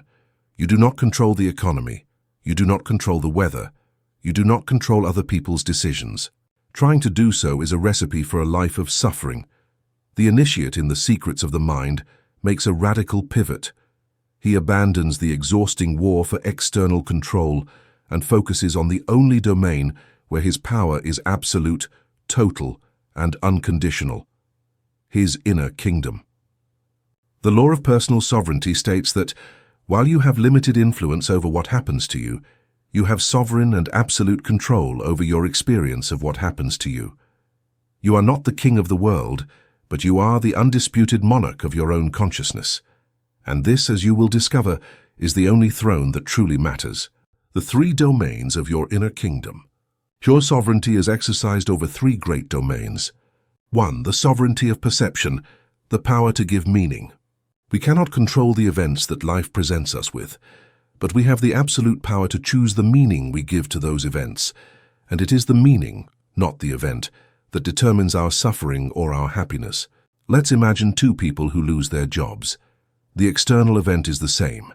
The first person, operating from a victim consciousness, frames the event as a catastrophe. The story she tells herself is, "I have failed. The world is unfair. My future is bleak." This meaning generates the emotions of fear and despair, and these emotions lead her to take actions of contraction. She isolates herself, stops looking for new opportunities, falls into apathy. Her perception has created a self-fulfilling prophecy.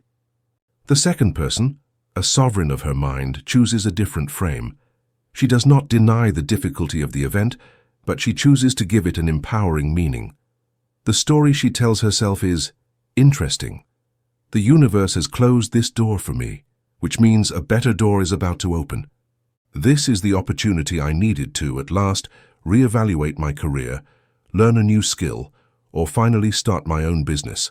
This is not an end, it is a liberation."